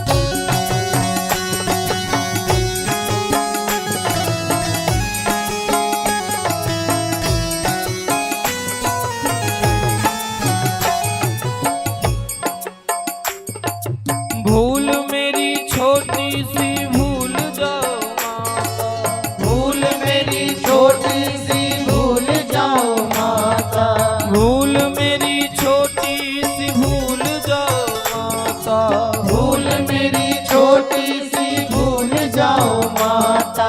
अपनों से ऐसे कोई रूठ नहीं जाता, अपनों से ऐसे कोई रूठ नहीं जाता, हो अपनों से ऐसे कोई रूठ नहीं जाता, अपनों से ऐसे कोई रूठ नहीं जाता। रूठ गया हूँ, रूठ गया हूँ मैं तुझे मना ले माँ, गले से लगा ले कि और मेरा कोई नहीं, कि और मेरा कोई नहीं। माँ मुझे तो अपने आंचल में छुपा ले, गले से लगा ले कि और मेरा कोई नहीं, और मुझे तो अपने आंचल में छुपा ले, गले से लगा ले कि और मेरा कोई नहीं, कि और मेरा कोई नहीं। बोलिए बांके बिहारी लाल की जय हो। कहते हैं महाराज इस संसार में माता पिता का प्रेम स्नेह सबसे अलग होता है। इनके प्रेम में कोई स्वार्थ नहीं रहता, हमेशा प्रेम स्नेह इनका अलग रहता है। आज जब द्रौपदी ने अपने 5 पुत्रों को देखा, मरे पड़े हैं, रुदन कर रही है, रो रही है, अर्जुन ने मन में संकल्प ले लिया, मैं अपने पुत्रों के हत्यारे को छोड़ूंगा नहीं। और जैसे संकल्प लिया, अश्वत्थामा को पकड़ने के लिए आए और पकड़ कर ले गए, ले जाकर द्रौपदी के सामने पटक दिया और कहा, ए तुम्हारे पुत्रों का हत्यारा है, इसने तुम्हारे पुत्रों को मारा है। महाराज कहते हैं ना, भारत की नारी पूजनीय होती है, और देशों में नारियों को पूजनीय नहीं माना जाता। एक हमारा भारत देश ही ऐसा है जहाँ नारी का सम्मान होता है, नारी को पूजनीय माना जाता है। तो हमारी भारतवर्ष की माताओं ने उस बात को साबित भी किया है। आज द्रौपदी ने इस बात को साबित कर दिया कि इस संसार में भारत की नारियों को पूजनीय क्यों कहा जाता है। आज जब देखा, अर्जुन ने कहा कि ये तुम्हारे पुत्रों का हत्यारा है, वो पलट कर जैसे देखा द्रौपदी ने, तो देखा कि ये तो हमारे गुरु पुत्र हैं। जाकर क्या कर रही है द्रौपदी, जाकर प्रणाम करने लगी। सब लोग खड़े हैं, सब कह रहे हैं द्रौपदी पागल हो गई है, पुत्रों के हत्यारे को प्रणाम कर रही है। जाकर अर्जुन से बोली, स्वामी इनको छोड़ दो, इनको मारने से क्या मिलेगा, इनको छोड़ दो। और जैसी कहा कि इनको छोड़ दो, इनको मारने से कुछ भी नहीं मिलेगा। अर्जुन ने कहा, तुम पागल हो गई हो, इसने हमारे 5 पुत्रों को मारा है और तुम कह रही हो छोड़ दो। द्रौपदी ने कहा, इनको मारने से हमारे पुत्र लौट कर नहीं आएंगे, पुत्र वापस नहीं आएंगे, इसलिए छोड़ दो इनको। आज जैसे कहा अर्जुन, भगवान के पास आए और कहा प्रभु आप बताओ मैं क्या करूं। भगवान ने कहा अर्जुन, ब्राह्मण कितना भी आताताई क्यों ना हो, कितना भी पापी क्यों ना हो, उसे कभी मारना नहीं चाहिए, और बाल हत्यारा कोई भी हो उसे कभी छोड़ना नहीं चाहिए। अर्जुन बोले प्रभु बड़ा अच्छा न्याय कर दिया आपने, पर ऐसा करता हूं अपने प्राणों को त्यागने की तैयारी करता हूं। अश्वत्थामा बाल हत्यारा भी है और ब्राह्मण भी है, इसको मार भी नहीं सकता, इसको छोड़ भी नहीं सकता, तो इससे बढ़िया मैं अपने प्राण त्याग देता हूं। भगवान बोले अर्जुन ये बताओ तुम्हें अश्वत्थामा जीवित कहां से नजर आता है, तुम्हें कहीं से जीवित दिखता है? जिस ब्राह्मण का बीच सभा में अपमान हो जाए उसका तो अपमान ही मृत्यु के बराबर है। अर्जुन ने अश्वत्थामा के केशों को काट दिया, मस्तक से मणि छीन ली, अपमानित करके बीच सभा से निकाल दिया। अब जैसे बीच सभा से निकाल दिया तो यहाँ पर अश्वत्थामा विचार कर रहा है कि इनके वंश में किसी को छोड़ूंगा नहीं, अब बचा कौन है? 5 पुत्र थे उनको मार दिया। ध्यान लगाकर देख रहा है अब कौन बचा है। जब ध्यान लगाकर देखा तो पता लगा कि अभिमन्यु की पत्नी उत्तरा जो गर्भवती है, उसके गर्भस्थ बालक के ऊपर अग्नि अस्त्र का प्रहार कर दिया। और जैसे अग्नि अस्त्र को उत्तरा ने आते देखा, भगवान के पास आ गई, पाही पाही महायोगिन देव देव जगतपते, हे प्रभु मेरे गर्भस्थ बालक की रक्षा करो। यदि मैं मर जाऊं मुझे उस बात की चिंता नहीं है, लेकिन मेरे गर्भ में जो बालक पल रहा है, यदि ये बालक मर गया तो इस पांडव वंश में कोई पानी देने वाला नहीं रहेगा। भगवान ने एक सूक्ष्म रूप बनाया और उत्तरा के गर्भ में प्रवेश कर गए। अब शास्त्र कहता है कि भगवान कभी गर्भ में नहीं जाते, लेकिन महाराज भगवान गर्भ में नहीं जाते तो बाबा तुलसीदास जी फिर ऐसा क्यों लिखते कि जादन ते हरि गर्भ ही आए। इसका अर्थ हुआ गर्भ में भी जाते हैं। तो देखो बात दोनों सत्य है, भगवान गर्भ में नहीं जाते, लेकिन जब किसी भक्त की करुण पुकार होती है तो भगवान गर्भ में जाए बिना रुक भी नहीं पाते। आज भक्त की करुण पुकार थी और भक्त की रक्षा करने के लिए आज भगवान ने गर्भ में जाके उत्तरा के गर्भस्थ बालक की रक्षा की। अब ये दृश्य यहाँ पर कुंती बुआ जी देख रही थी, और जब कुंती बुआ जी ये दृश्य देख रही थी तो देखते देखते भगवान के पास आई और भगवान के चरणों में प्रणाम करने लगी। जब प्रणाम करने लगी भगवान के चरणों में तो भगवान बोले बुआ जी आप ये क्या कर रही हो? मैं आपका भतीजा हूँ, मुझे आपको प्रणाम करना चाहिए। आप ये उल्टी गंगा क्यों बहा रही हो? आप मुझे क्यों प्रणाम कर रही हो?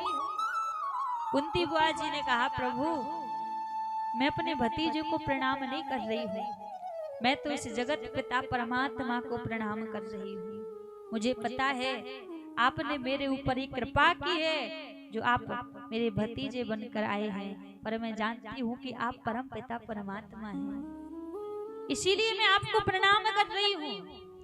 अब भगवान ने कहा अच्छा बुआ जी मैं भगवान हूँ, यदि मैं भगवान हूँ तो कुछ वरदान मांगो फिर। और जब वरदान की बात कही तो सबने कुछ ना कुछ भगवान से मांग लिया। कुंती बुआ चुपचाप खड़ी है। भगवान फिर गए बुआ जी के पास और कहा बुआ जी अभी अभी तो आप कह रही थी कि मैं भगवान हूँ, जब मैं भगवान हूँ तो फिर मांगो क्या चाहिए आपको? हाथ जोड़कर कुंती बुआ जी बोली प्रभु यदि आप कुछ देना चाहते हैं तो एक ही वरदान दीजिए, मेरे जीवन से कभी दुख ना जाए। हम भगवान से सुख मांगते हैं, प्रभु हमारे जीवन में कभी दुख ना आवे, लेकिन कुंती बुआ जी कह रही है प्रभु मेरे जीवन से कभी दुख ना जावे। भगवान ने कहा आप ये क्या मांग रही हो? आपने पूरे जीवन भर दुख के अलावा देखा ही क्या है, और आज जब सुख की घड़ी आई तो आज आप फिर दुख मांग रही हो। भगवान ने कहा प्रश्न भी आपने किया उत्तर भी आपने ही दे दिया। प्रभु जब मेरे जीवन में दुख था तो आप मेरे साथ थे, और आज जब सुख की घड़ी आई तो आज आप जाने की बात कर रहे हैं। ऐसा सुख मुझे नहीं चाहिए जिस सुख में आप मेरे साथ ना रहें। सुख के माथे सिल पड़े जो हरि हृदय सो जाए, बलहारी बा दुख की जो पल पल नाम रटाए। मुझे वो दुख चाहिए जिस दुख में प्रभु आप मेरे साथ रहे। ऐसा सुख मुझे नहीं चाहिए जिस सुख में आप हमसे दूर चले जाएं। और वास्तव में व्यक्ति के जीवन में सबसे बड़ा दुख है क्या? आज हम क्या समझते हैं, घर में कोई परेशानी हो गई, हमें लगता दुख आ गया, हम दुखी हो गए। कोई छोड़कर चला गया तो हमें लगेगा बड़ा दुख आ गया, हम मन से दुखी हो गए। क्या यही दुख है? वास्तव में ये दुख नहीं है। फिर जीवन में दुख है क्या? हनुमान जी महाराज कहते हैं कि व्यक्ति के जीवन में दुख है क्या? दुख का समय कौन सा है? कहे हनुमंत विपत प्रभु सोई। कहे हनुमंत विपत प्रभु सोई। कहे हनुमंत विपत प्रभु सोई। ओ कहे हनुमंत विपत प्रभु सोई। जब तब भजन ना सुमरन होई। जब तक भजन ना सुमरन होई। हनुमान जी महाराज कहते हैं व्यक्ति के जीवन में सबसे बड़ा दुख का समय कौन सा है? कहे हनुमंत विपत प्रभु सोई। सबसे बड़ा विपत्ति का समय वही है जब तब भजन न सुमरन होई। जिस समय हमारे मुख से भगवान का नाम ना निकल रहा हो, जिस समय हम भगवान को याद ना कर रहे हो, हमारी जिह्वा प्रभु का नाम ना गा रही हो, वो समय हमारे जीवन में सबसे बड़ा विपत्ति का समय है, दुख का समय है। और जो संसार में प्राप्त होता है ये दुख नहीं है। इसको हम समझते जरूर हैं कि ये दुख है, लेकिन दुख वही है जिस समय हमें भगवान की याद ना आए, हम भगवान का नाम भूल जाएं, प्रभु का नाम ना गाएं, वो हमारे जीवन में सबसे बड़ा विपत्ति का समय है, सबसे बड़ा दुख का समय है। तो आज कुंती बुआ कह रही है प्रभु देना है तो मुझे दुख दे दो और कुछ नहीं चाहिए। लेकिन भगवान कभी अपने भक्तों को दुख नहीं देते। अब लोग कहते हैं कि हम जितनी पूजा करते हैं, जितनी भक्ति करते हैं, उतना दुख हमें मिलता है। तो ये जो हमें दुख मिलता है ये हमारे प्रारब्ध का फल हमें मिलता है, ये भगवान नहीं देते। जो हमने पहले किया है वो प्रारब्ध का फल हमें दुख सुख के रूप में प्राप्त होता है। भगवान कभी भक्त को दुख नहीं देते। आज कुंती बुआ जी ने दुख मांगा तो भगवान ने दुख नहीं दिया। कुंती बुआ जी के जो संसार के मोह के बंधन की जो डोरी थी, आज भगवान ने उस मोह के बंधन की डोरी को तोड़ दिया, लेकिन कुंती बुआ जी को दुख नहीं दिया। और जब संसार से मोह के बंधन की डोरी टूट जाती है, फिर संसार में रहो या भगवान के पास रहो, भक्त के लिए दोनों स्थान बराबर रहते हैं। क्योंकि भगवान के पास रहकर भी उसको भगवान का सुमरन करना है और संसार में रहकर भी उसको भगवान के नाम का ही सुमरन करना है।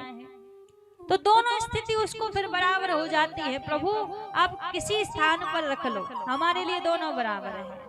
जब आपके मन में प्रभु बस जाएं, मन से संसार दूर हो जाए, भगवान बस जाएं, फिर संसार का कोई भी स्थान हो आपको वहां पे भी आनंद ही मिलेगा, भक्ति ही मिलेगी। आज जैसे आप यहाँ बैठे हैं, जहाँ ठाकुर जी का नाम गाया जाए, भगवान की कथा हो, भगवान का कीर्तन हो, तो कहते हैं वहां सारे तीर्थ निवास करने लगते हैं। तो यहाँ बैठकर किसी को कोई दुख सता रहा है, कोई परेशानी सता रही है? हाँ, कुछ नहीं। तो यहाँ पे भी आप यदि वृंदावन जाकर भजन करते तो वही सुख वही आनंद आपको वहां मिलता। जो सुख जो आनंद 3-4 घंटे आपको यहाँ मिल रहा है। क्यों? क्योंकि यहाँ पर मन की स्थिति एक जगह है, और जहाँ पे मन की स्थिति एक जगह हो जाए वहां पे फिर आनंद ही आनंद मिलता है। हमारे ब्रज में एक बड़ा प्यारा भाव है, रसिक गाते हैं, मन बस गयो नंद किशोर,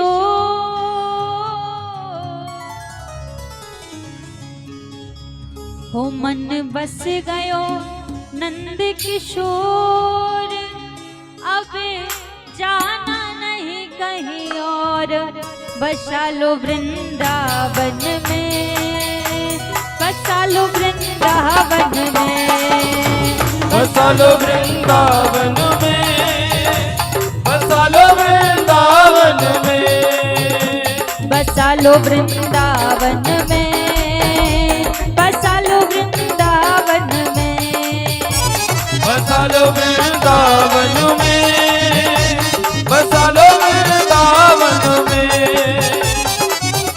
मन बस गयो नंद किशोर,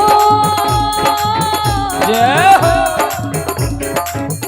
मन बस गयो नंद किशोर, अब जाना नहीं कहीं और, बसा लो वृंदावन में, जय हो, बसा लो वृंदावन में, बसा लो वृंदावन में, बसा लो वृंदावन में। किस किस के मन में ठाकुर जी बसे हैं? जरा हाथ ऊपर करके दिखाना। जिसके मन में ठाकुर जी बसे पक्का और हाथ ऊपर खड़े करके, बसा लो वृंदावन में, बसा लो वृंदावन में, बसा लो वृंदावन में, बसा लो वृंदावन में।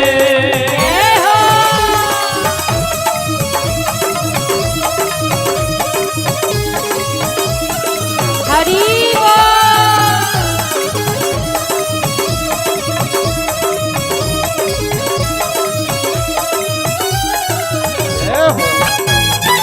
हरि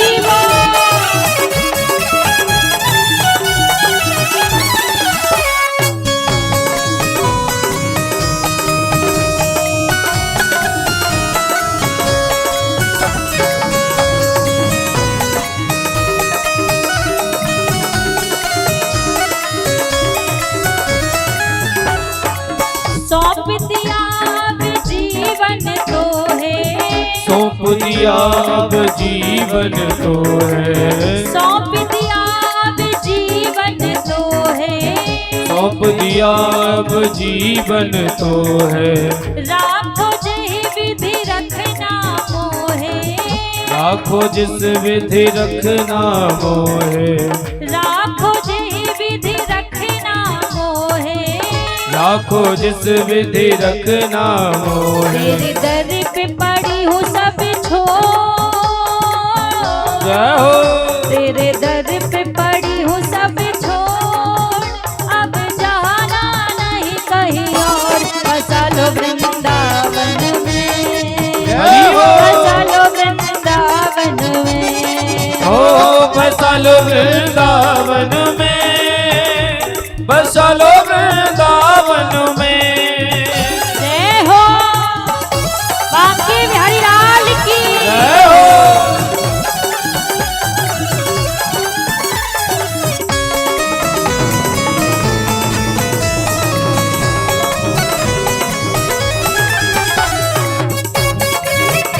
हरि बोल।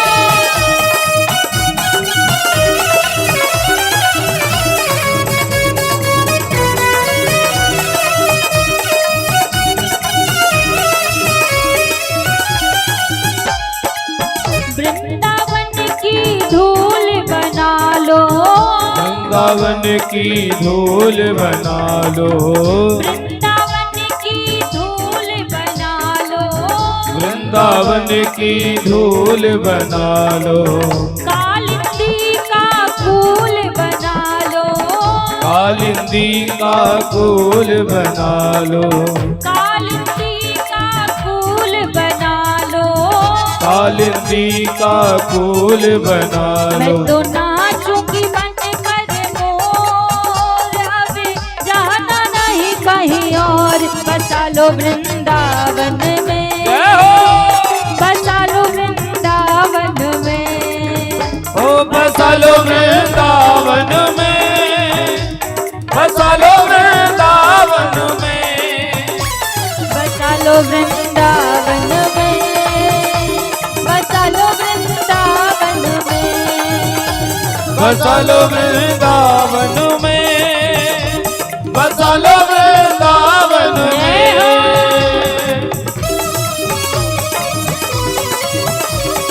हरि बोल।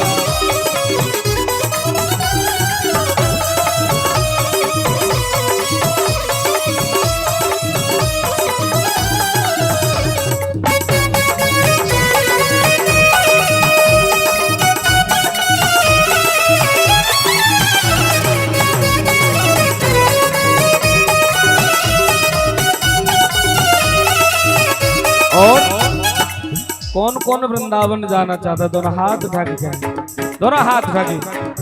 ओ वृंदावन हे वृंदावन, वृंदावन बोले मोर, हाँ मोर, और मैं भी सखी अब जाऊंगी। वृंदावन बोले मोर हाँ मोर, अब मैं भी सखी जाऊंगी। वृंदावन वृंदावन वृंदावन बोले मोर, हे मोर, अब मैं भी सखीरी जाऊंगी। वृंदावन बोले मोर हाँ मोर, अब मैं भी सखीरी जाऊंगी, अब मैं भी सखीरी जाऊंगी, अब मैं भी सखीरी जाऊंगी, अब मैं भी सखीरी जाऊंगी, अब मैं भी सखीरी जाऊंगी। और कौन मिलेगा वहाँ? दोनों हाथ ढके, दोनों हाथ ढके। हो वहाँ मिल जाए, हो वहाँ मिल जाए, हो वहाँ मिल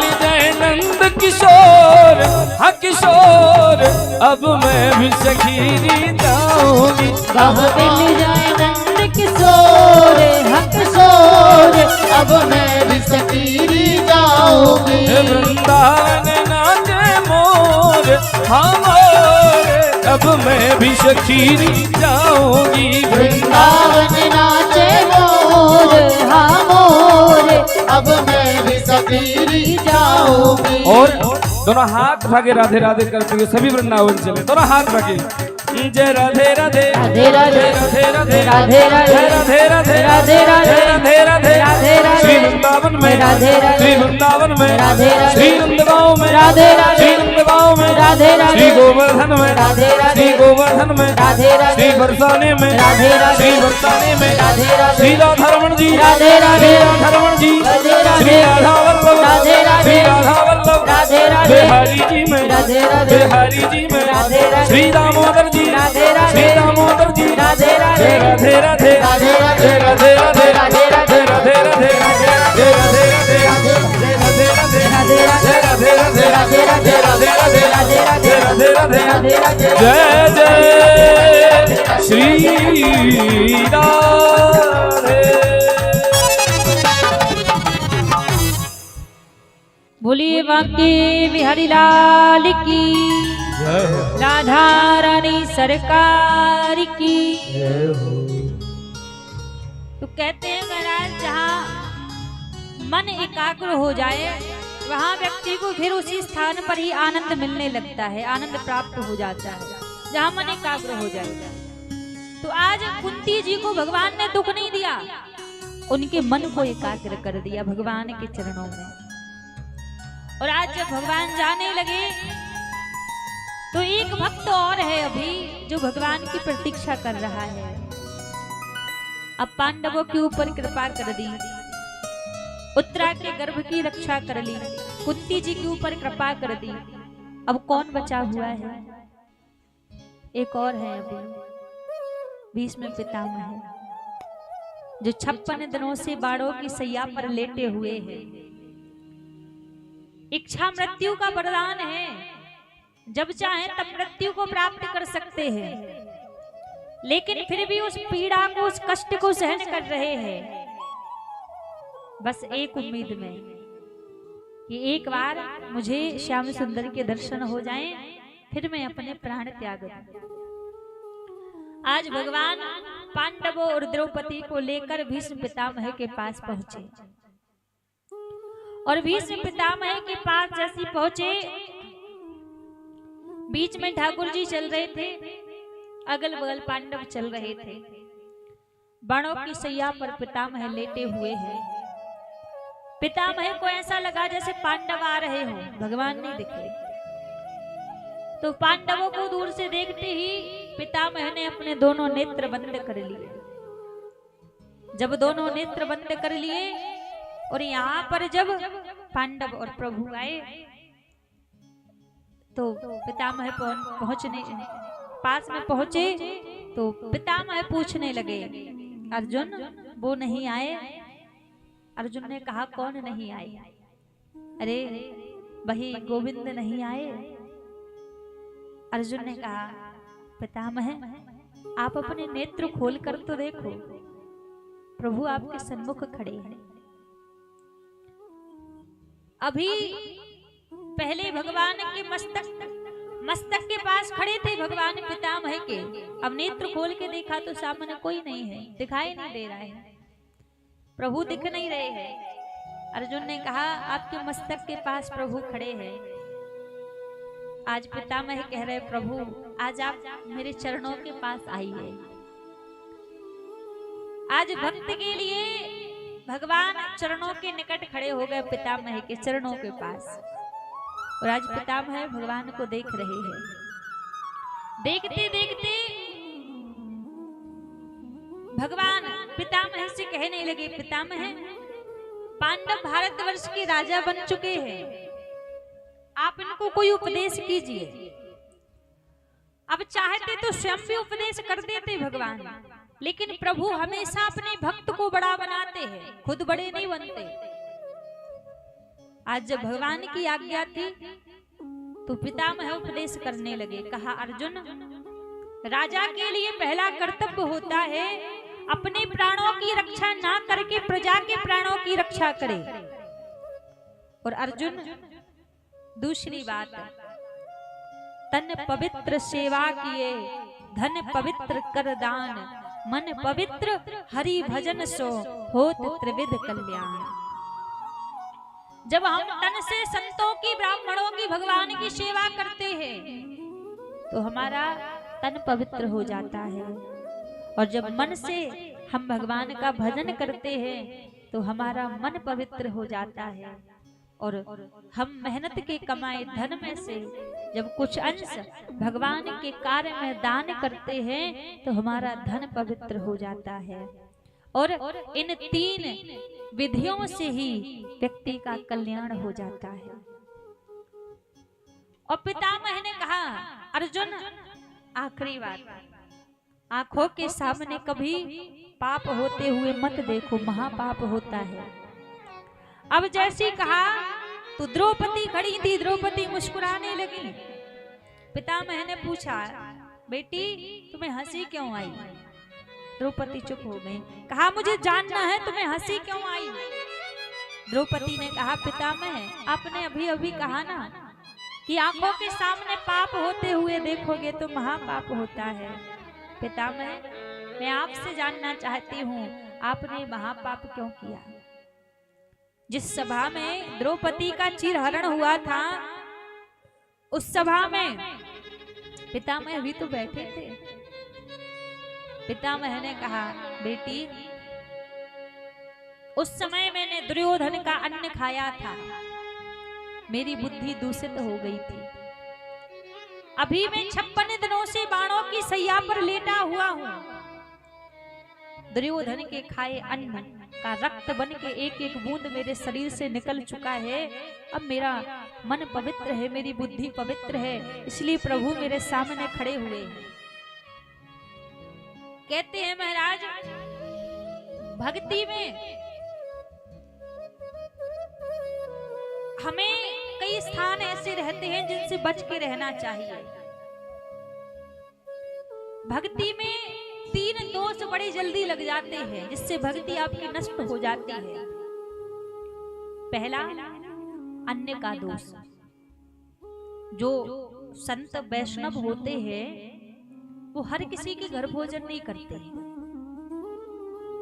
किसी के घर भोजन करेंगे तो पहले पता कर लेंगे इनके घर में जो अन्न आ रहा है वो कौन सी कमाई से आ रहा है, ईमानदारी से आ रहा है या बेईमानी से आ रहा है। यदि आपने ऐसे ही किसी के घर भोजन कर लिया, यदि उसके घर बेईमानी से छल कपट से धन आ रहा होगा और आपने यदि वहां भोजन कर लिया तो आपकी भक्ति वहां नष्ट हो जाएगी, क्योंकि उस भोजन का, उस अन्न में भी वो दोष हो जाएगा, क्योंकि वो पाप की कमाई से आ रहा है, तो वहां आपकी भक्ति नष्ट हो जाएगी। और दूसरा, भूमि का दोष होता है। किसी भूमि पर यदि बहुत बड़ा पाप हुआ हो, बहुत बड़ा अपराध हुआ हो, उस भूमि पर जाकर यदि आप गलती से भी बैठ गए ना तो आपकी पूरी भक्ति, पूरे पुण्य वहां नष्ट हो जाएंगे। और तीसरा, संगति का दोष। आप भले ही वैष्णव हैं, भले ही भक्त हैं, कुछ देर के लिए ही आपने कुसंगति कर ली, गलत लोगों का संग कर लिया, तो वहां भी उनकी संगति से आपकी भक्ति नष्ट हो जाएगी, आपके पुण्य नष्ट हो जाएंगे। तो इन 3 दोषों से भक्त को हमेशा बचाव करना चाहिए, बच के रहना चाहिए। तो आज पितामह कह रहे हैं कि उस समय मैंने दुर्योधन का अन्न खाया था, उसको खाने से बुद्धि दूषित हो गई थी, लेकिन अब वो अन्न रक्त बन के निकल गया है, इसलिए मेरी बुद्धि पवित्र है, मेरा मन पवित्र है। अब पितामह बोले, प्रभु मेरे मन में एक कामना है। भगवान ने कहा, कौन सी कामना है? पितामह बोले, प्रभु मेरी एक कन्या है और मैं चाहता हूं आप मेरी इस कन्या को स्वीकार करो। पांडव कहने लगे, पितामह आप तो ब्रह्मचारी थे, फिर कन्या कहां से आ गई? पितामह बोले, हाँ मेरी कन्या है। कौन सी कन्या? इति मति रूप कल्पिता भी तृष्णा। पितामह बोले, मेरी जो बुद्धि रूपी कन्या है, मैं चाहता हूं प्रभु आप इसको अपने पास रखो, मेरी बुद्धि के साथ आप पाणी ग्रह संस्कार कर लो, आप मेरी बुद्धि के संग विवाह कर लो। अपनी बुद्धि को ही भगवान के समर्पित कर दिया पितामह ने। अब पितामह बोले, प्रभु मैं जाना चाहता हूं, आप मुझे आज्ञा दीजिए। भगवान ने कहा, आपको इच्छा मृत्यु का वरदान है, आप हजारों वर्ष जी सकते हैं, फिर आप जाना क्यों चाहते हैं?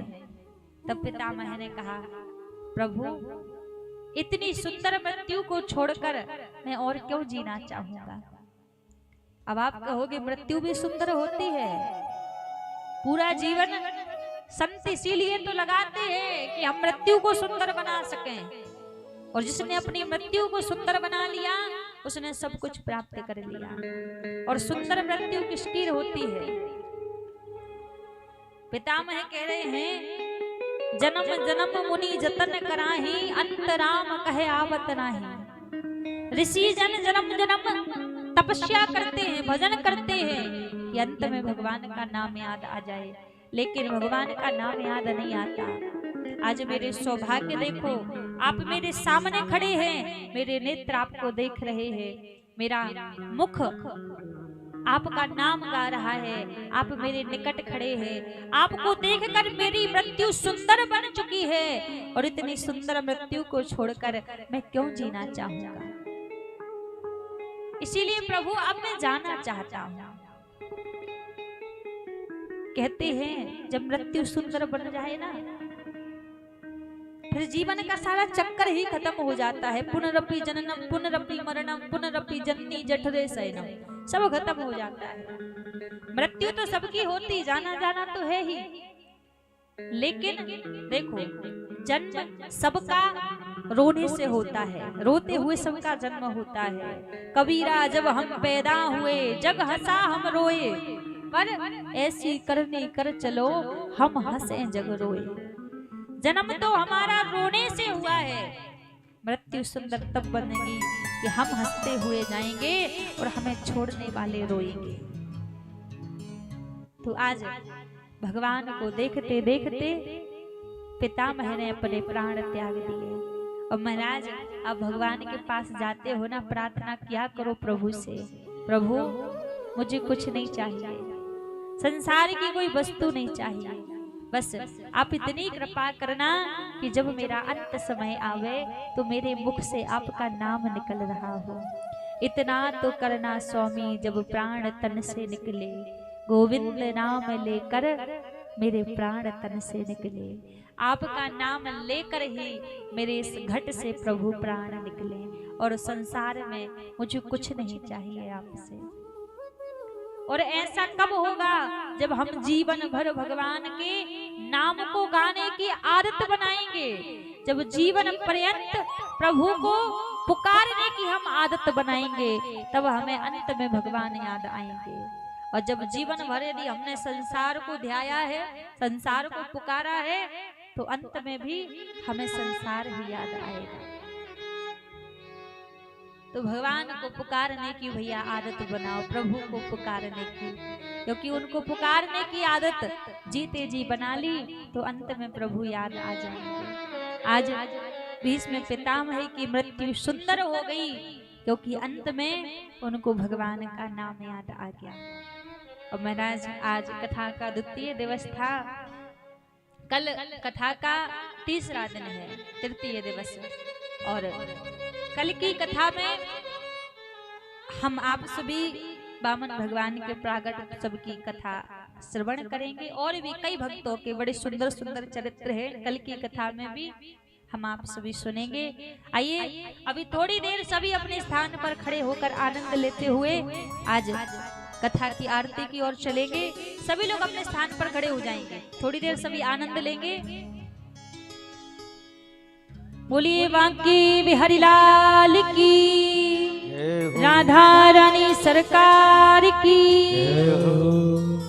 अच्छा, राधा रानी से कौन कौन मिलना चाहता है? जरा हाथ ऊपर करके दिखाना। सभी लोग मिलना चाहते हैं? पक्का? झूठ तो नहीं कह रहा ना?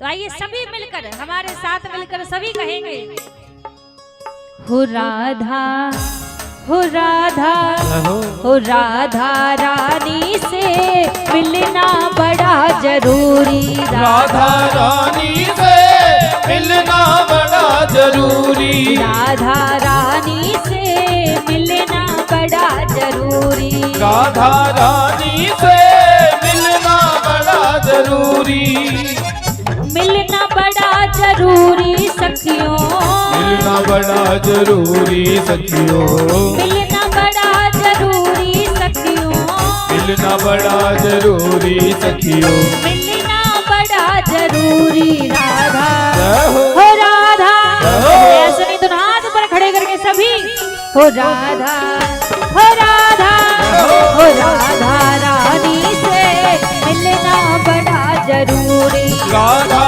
रानी से मिलना बड़ा जरूरी, राधा रानी से मिलना बड़ा जरूरी, राधा रानी से मिलना बड़ा जरूरी। जय हो। बोल राधा रानी की जय हो।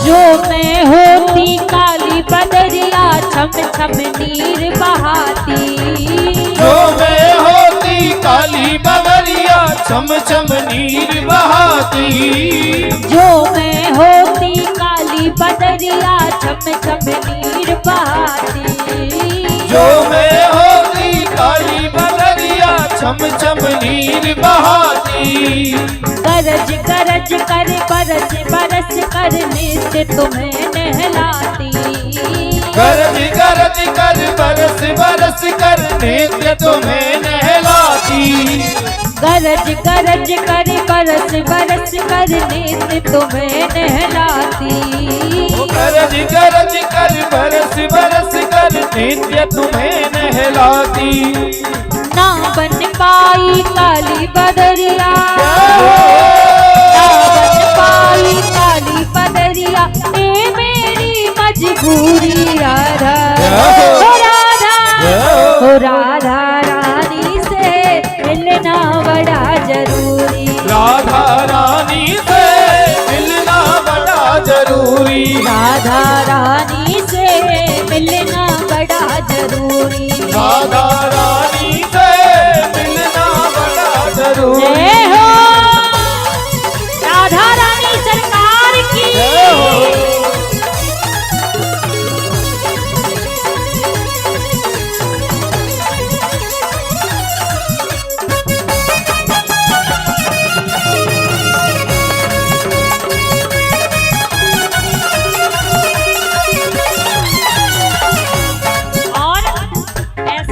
दोनों हाथ ऊपर खड़े करके सभी लोग दोनों हाथ ऊपर खड़े करके क्या कहेंगे? सीधे सीधे हम हाथ उठा कर कहते हैं हम हो गए राधा रानी के। हम हाथ उठा कर कहते हैं हम हो गए राधा रानी के। हम हाथ उठा कर कहते हैं हम हो गए राधा रानी के। हम हाथ उठा कर कहते हैं हम हो गए राधा रानी के। हम हो गए राधा रानी के। हम हो गए राधा रानी के। हम हो गए राधा रानी के। हम हो गए राधा रानी के। हम हाथ उठा कर कहते हैं हम हो गए राधा रानी के। हम हाथ उठा कर कहते हैं हम हो गए राधा रानी के। राधा रानी सरकार की।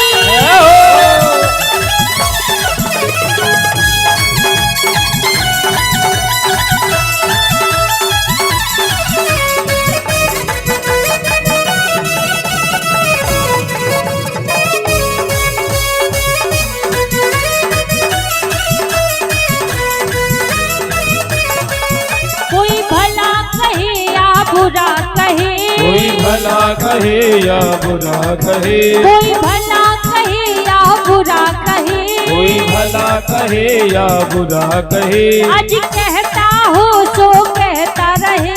आज कहता हो तो कहता रहे। आज कहता हो सो कहता रहे। आज कहता हो तो कहता रहे। हम झूम झूम कर कहते हैं हम हो गए राधा रानी के। हम झूम झूम कर कहते हैं हम हो गए राधा रानी के। हम हाथ उठा कर कहते हैं हम हो गए राधा रानी के। हम हाथ उठा कर कहते हैं हम हो गए राधा रानी जय हो। के।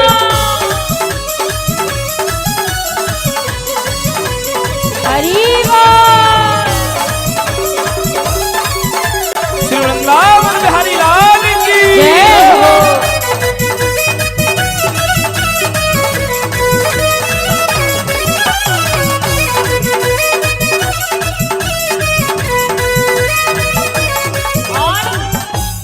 सभी लोग दोनों हाथ ऊपर खड़े करके क्या कहेंगे? सभी पीछे वाले भी मिश्री सो मिश्री सो मिश्री सो मीठो नाम हमारी राधा रानी को।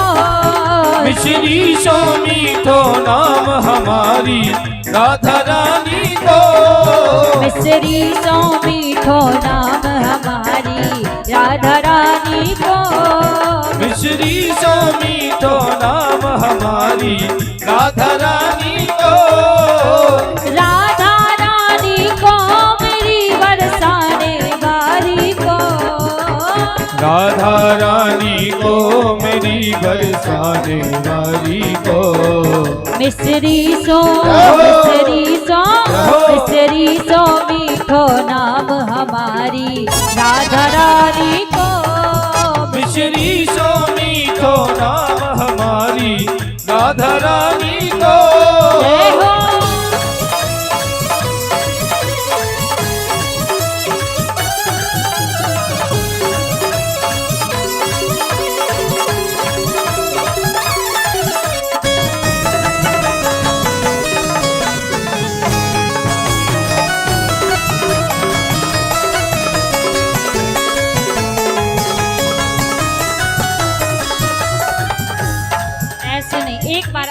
बाद सभी लोग दोनों हाथ ऊपर खड़े करेंगे, उसके बाद फिर आरती करेंगे सभी। जपे जा राधे राधे, रटे जा राधे राधे, जपे जा राधे राधे, रटे जा राधे राधे। श्री वृंदावन धाम अपार, रटे जा राधे राधे। श्री वृंदावन धाम अपार, रटे जा राधे राधे। श्री वृंदावन धाम अपार, रटे जा राधे राधे। श्री वृंदावन धाम अपार, रटे जा राधे राधे। जय राधे राधे, राधे राधे, राधे राधे, राधे राधे, जय राधे राधे, राधे राधे, जय राधे राधे, जय राधे राधे, राधे राधे, जय राधे राधे, राधे राधे, जय राधे राधे, राधे राधे, जय राधे राधे, राधे राधे, जय राधे राधे, राधे राधे, जय राधे राधे, राधे राधे, जय राधे राधे, राधे राधे, जय राधे राधे, राधे राधे, जय राधे राधे, राधे राधे, जय राधे राधे, राधे राधे, जय राधे राधे, जय राधे राधे, जय राधे राधे, राधे राधे, जय राधे राधे, राधे राधे, जय राधे राधे, राधे राधे, राधे राधे, राधे राधे, राधे राधे, राधे राधे, राधे राधे, राधे राधे, राधे राधे। जय जय श्री राधे।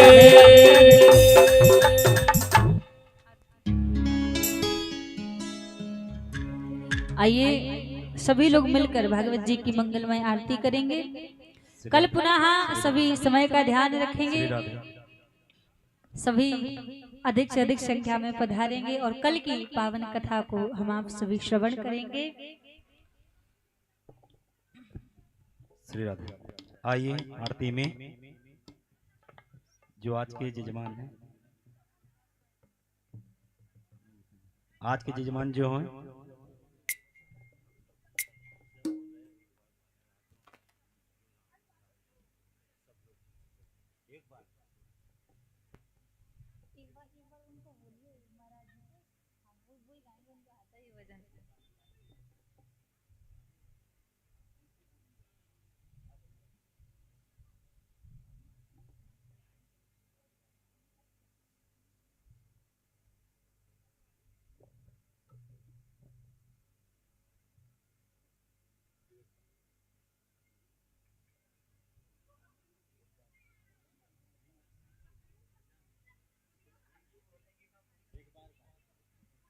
पाँच करिए, पाँच।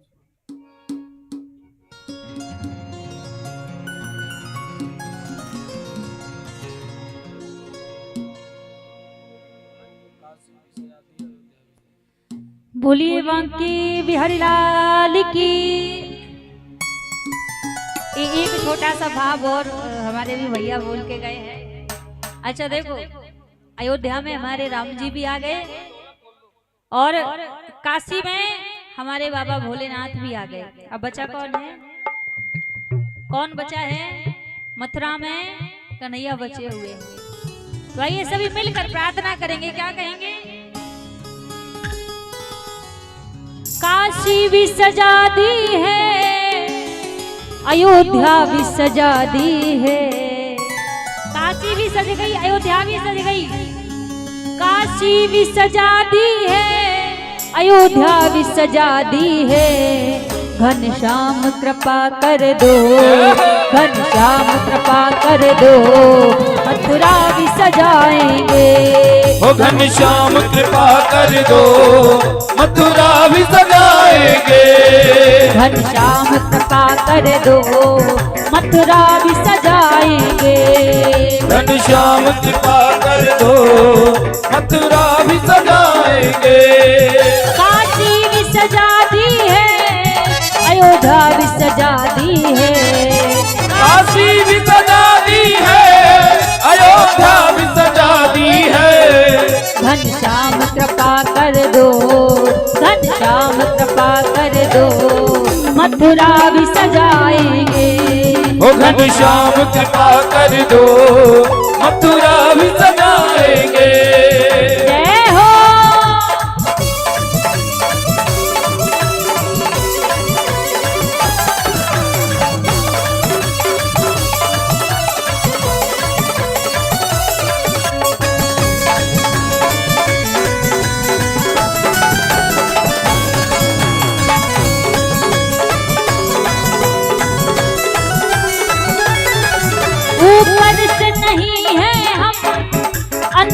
से राम के हैं, ऊपर से नहीं है हम, अंदर श्री राम की हैं।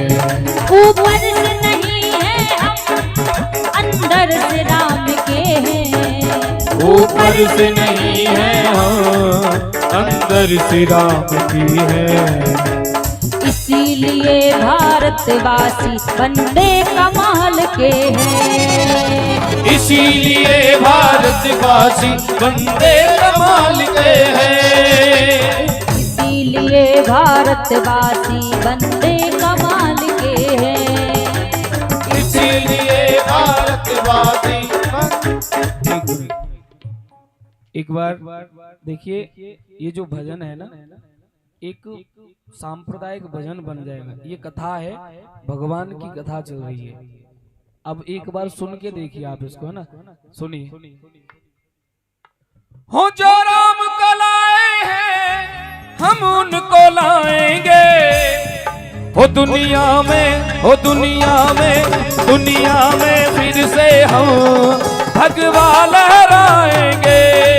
दुनिया में फिर से हम भगवा लहराएंगे, ये दुनिया में फिर से हम भगवा लहराएंगे। दुनिया में फिर से हम भगवा लहराएंगे। जो राम को लाए हैं हम उनको लाएंगे, जो राम को लाए हैं हम उनको लाएंगे। ओ दुनिया में, हाँ दुनिया में, दुनिया में फिर से हम भगवा लहराएंगे। दुनिया में फिर से हम भगवा लहराएंगे। जय हो।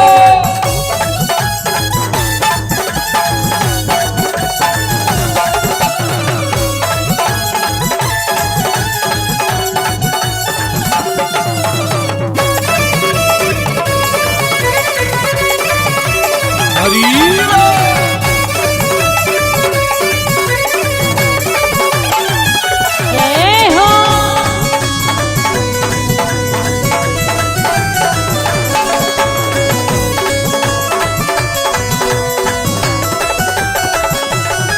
अयोध्या भी सजा दी है, काशी भी सजा दी है। अयोध्या भी सजा दी है, काशी भी सजा दी है। अयोध्या भी सजा दी है, काशी भी सजा दी है। अयोध्या भी सजा दी है, काशी भी सजा दी है। घनश्याम कृपा कर दो, घनश्याम कृपा कर दो, मथुरा भी सजाएंगे। घनश्याम कृपा कर दो, मथुरा भी सजाएंगे। जो राम को लाए हैं हम उनको लाएंगे। जो राम को लाए हैं हम उनको लाएंगे।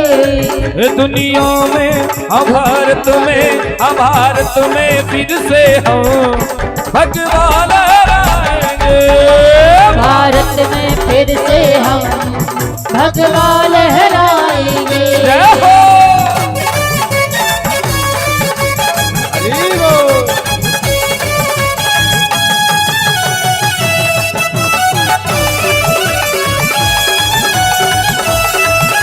हरि बोल।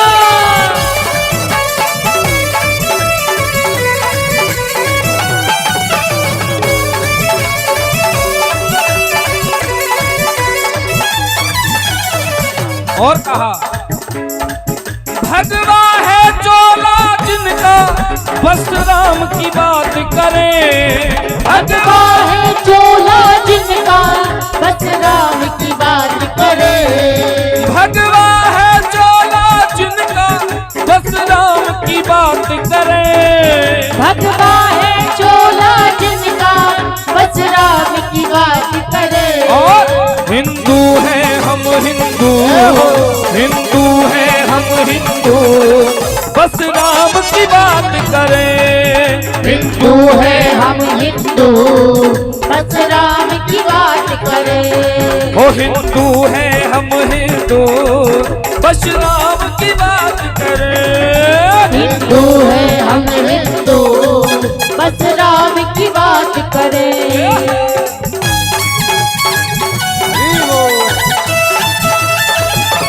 हरि बोल। रामचंद्र भगवान की।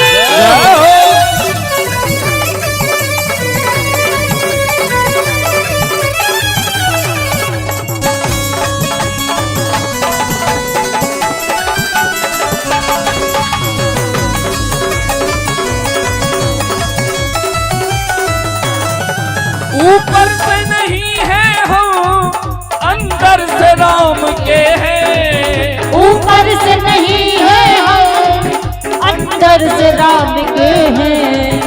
ऊपर से नहीं है हम, अंदर से राम के हैं। ऊपर से नहीं है हम, अंदर से राम के हैं।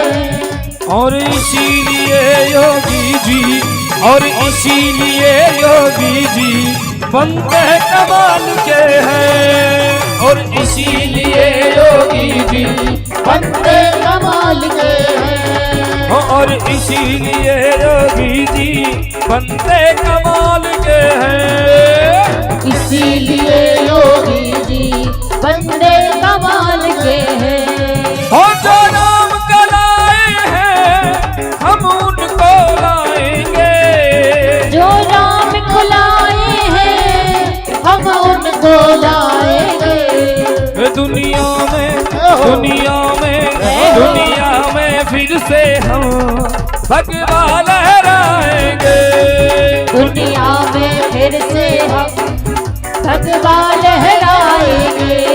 और कैसे लहरेगा? दोनों हाथ उठा करके सभी तालियों के साथ, सभी दोनों हाथ रखे। हो बोलो श्री राम जय राम जय जय राम। बोलो श्री राम जय राम जय जय राम। हे बोलो श्री राम जय राम जय जय राम। बोलो श्री राम जय राम जय जय राम। हो श्री राम जय राम जय जय राम। श्री राम जय राम जय जय राम। हो बोलो श्री राम जय राम जय जय राम। बोलो श्री राम जय राम जय जय राम। हाँ बोलो श्री राम जय राम जय जय राम। बोलो श्री राम जय राम जय जय राम। ऐसे नहीं, दोनों हाथ उठा के भगवान प्रभु राम का नाम लेते हो, सभी दोनों हाथ उठा के हो बोलो श्री राम जय राम जय जय राम। बोलो श्री राम जय राम जय जय राम। हाँ बोलो श्री राम जय राम जय जय राम। बोलो श्री राम जय राम जय जय राम। बोलो श्री राम जय राम जय जय राम। बोलो श्री राम जय राम जय जय राम। हे बोलो श्री राम जय राम जय जय राम। बोलो श्री राम जय राम जय जय राम। हे बोलो श्री राम जय राम जय जय राम। बोलो श्री राम जय राम जय जय जय श्री राम। एक बार सभी जोर से बोला जय जय श्री राम, जय जय श्री राम। आइए सभी मिलके अब आरती की तरफ चलते हैं।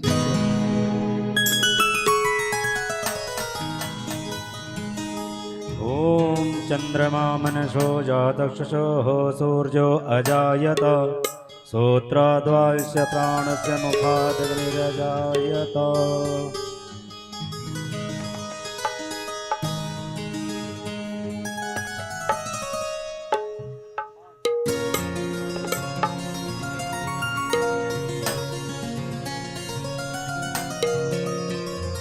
बोलिए वृंदावन बिहारी लाल की जय। मन में बसा कर तेरी मूर्ति उतारूं मैं गिरधर तेरी आरती। मन में बसा कर तेरी मूर्ति उतारूं मैं गिरधर तेरी आरती। मन में बसा कर तेरी मूर्ति उतारूं मैं गिरधर तेरी आरती। मन में बसा कर तेरी मूर्ति उतारूं मैं गिरधर तेरी आरती। करुणा करो कष्ट हरो ज्ञान दो भगवन। अब मैं फंसी नाव मेरी तार दो भगवन। करुणा करो कष्ट हरो ज्ञान दो भगवन। भव में फंसी नाव मेरी तार दो भगवन। ओ करुणा करो कष्ट हरो ज्ञान दो भगवान, भव में फंसी नाव मेरी तार दो भगवान। करुणा करो कष्ट हरो ज्ञान दो भगवन, भव में फंसी नाव मेरी तार दो भगवन। दर्द की दवा तुम्हारे पास है, दर्द की दवा तुम्हारे पास है। ओ जिंदगी दया की है भीख मांगती, मन में बसा कर तेरी मूर्ति, उतारूं मैं गिरधर तेरी आरती। मन में बसा कर तेरी मूर्ति, उतारूं मैं गिरधर तेरी आरती।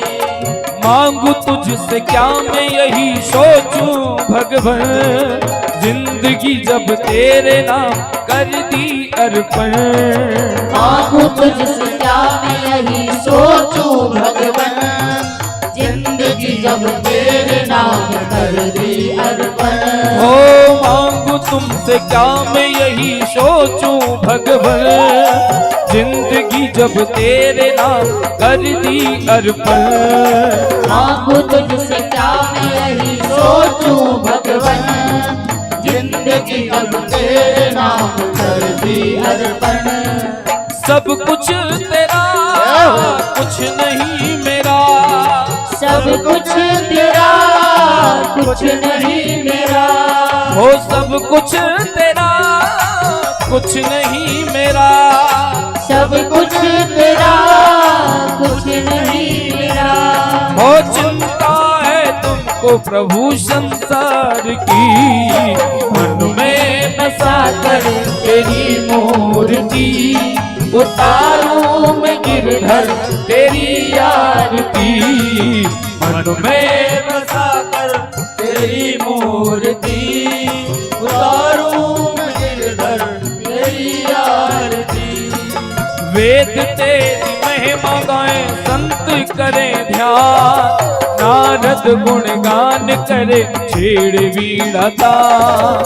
वेद तेरी महिमा गाए संत करे ध्यान, नारद गुणगान करे छेड़ वीणा तान। हो वेद तेरी महिमा गाएं संत करें ध्यान, नारद गुणगान करे छेड़ वीणा तान। वेद तेरी महिमा गाए संत करे ध्यान, नारद गुणगान करे छेड़ वीणा तान। भक्त तेरे द्वार करते हैं पुकार, भक्त तेरे द्वार करते हैं पुकार। हो भक्त तेरे द्वार करते हैं पुकार, भक्त तेरे द्वार करते हैं पुकार। हो व्यास दास गाए हाँ तेरी आरती, मन में बसा के तेरी मूर्ति,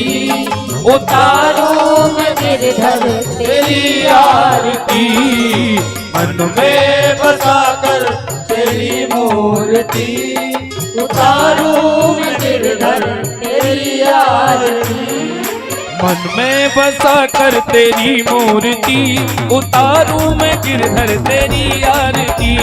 मन में बसा कर तेरी मूर्ति, उतारूं मैं गिरधर तेरी आरती। हे मन में बसा कर तेरी मूर्ति, उतारूं मैं गिरधर तेरी आरती। मन में बसा कर तेरी मूर्ति, उतारूं मैं गिरधर तेरी आरती। हे कर्पूर गौरम करुणावतारम संसार सारम भुजगेन्द्रहारम सदा वसंतम हृदयारविन्दे भवं भवानी सहितं नमामि। त्वमेव माता सविता त्वमेव, त्वमेव बन्धो च सखा त्वमेव, त्वमेव वेद्या द्रविणं त्वमेव, त्वमेव सर्वं मम देव देव, त्वमेव सर्वं मम देव देव, त्वमेव सर्वं मम देव देव। एक बार सभी दोनों हाथ उठा के महामंत्र बोलकर आज की पावन कथा विश्राम करेंगे। सभी दोनों हाथ उठाएं। ओ हरे कृष्णा कृष्ण कृष्ण कृष्ण हरे हरे हरे राम हरे राम राम राम हरे हरे हरे कृष्ण कृष्ण कृष्ण हरे हरे हरे राम राम राम हरे हरे हो हरे कृष्ण कृष्ण कृष्ण हरे हरे हरे राम राम राम हरे हरे हरे कृष्ण कृष्ण कृष्ण हरे हरे हरे राम और हाथ लगे हरे हरे कृष्ण कृष्ण कृष्ण हरे हरे हरे राम राम राम हरे हरे हरे कृष्ण कृष्ण कृष्ण हरे हरे हरे राम राम राम हरे हरे आर्तिक्यम शीतलीकरणम आत्माभिवंदनम ओम देवो शांतिरंतरिक्ष गुण शांति पृथ्वी शांतिरापः शांतिरोकदयः शांति वनस्पतयः शांतिर्विश्वे देवाः शांतिर्ब्रह्म शांतिः सर्वगुण शांतिः शांतिरेव शांतिः श्यामा शांतिरेधिः हस्तो प्रक्षाल्य मंत्र पुष्पांजलिः हरि ओम जगनेन जिग्नमय जंत देव तानि धर्माणि प्रथमान्यासन्न तेहनाकं महिमानः सचन्द्रजत्र पूर्वे साध्याः सन्ति देवाः हरि ओम एकदन्ताय विद्महे वक्रतुण्डाय धीमहि तन्नो दन्तिः प्रचोदयात् हरि ओम नन्दनन्दनाय विद्महे यशोदानन्दनाय धीमहि तन्नो श्रीकृष्णः प्रचोदयात् हरि ओम वृषभानुजायै च विद्महे कृष्णप्रियायै च धीमहि तन्नो श्रीराधा प्रचोदयात् हरि ओम अंजनीनन्दनाय विद्महे वायुपुत्राय धीमहि तन्नो हनुमत् प्रचोदयात् नानासुगन्धपुष्पाणि यथा कालोन्भवानि च पुष्पाञ्जलिर्मया दत्त गृहाण परमेश्वरः ओम पुराण पुरुषोत्तमाय नमः मंत्र पुष्पांजलिं समर्पयामि। बोल बांके बिहारी लाल की जय हो वृंदावन धाम की जय गिरिराज भगवान की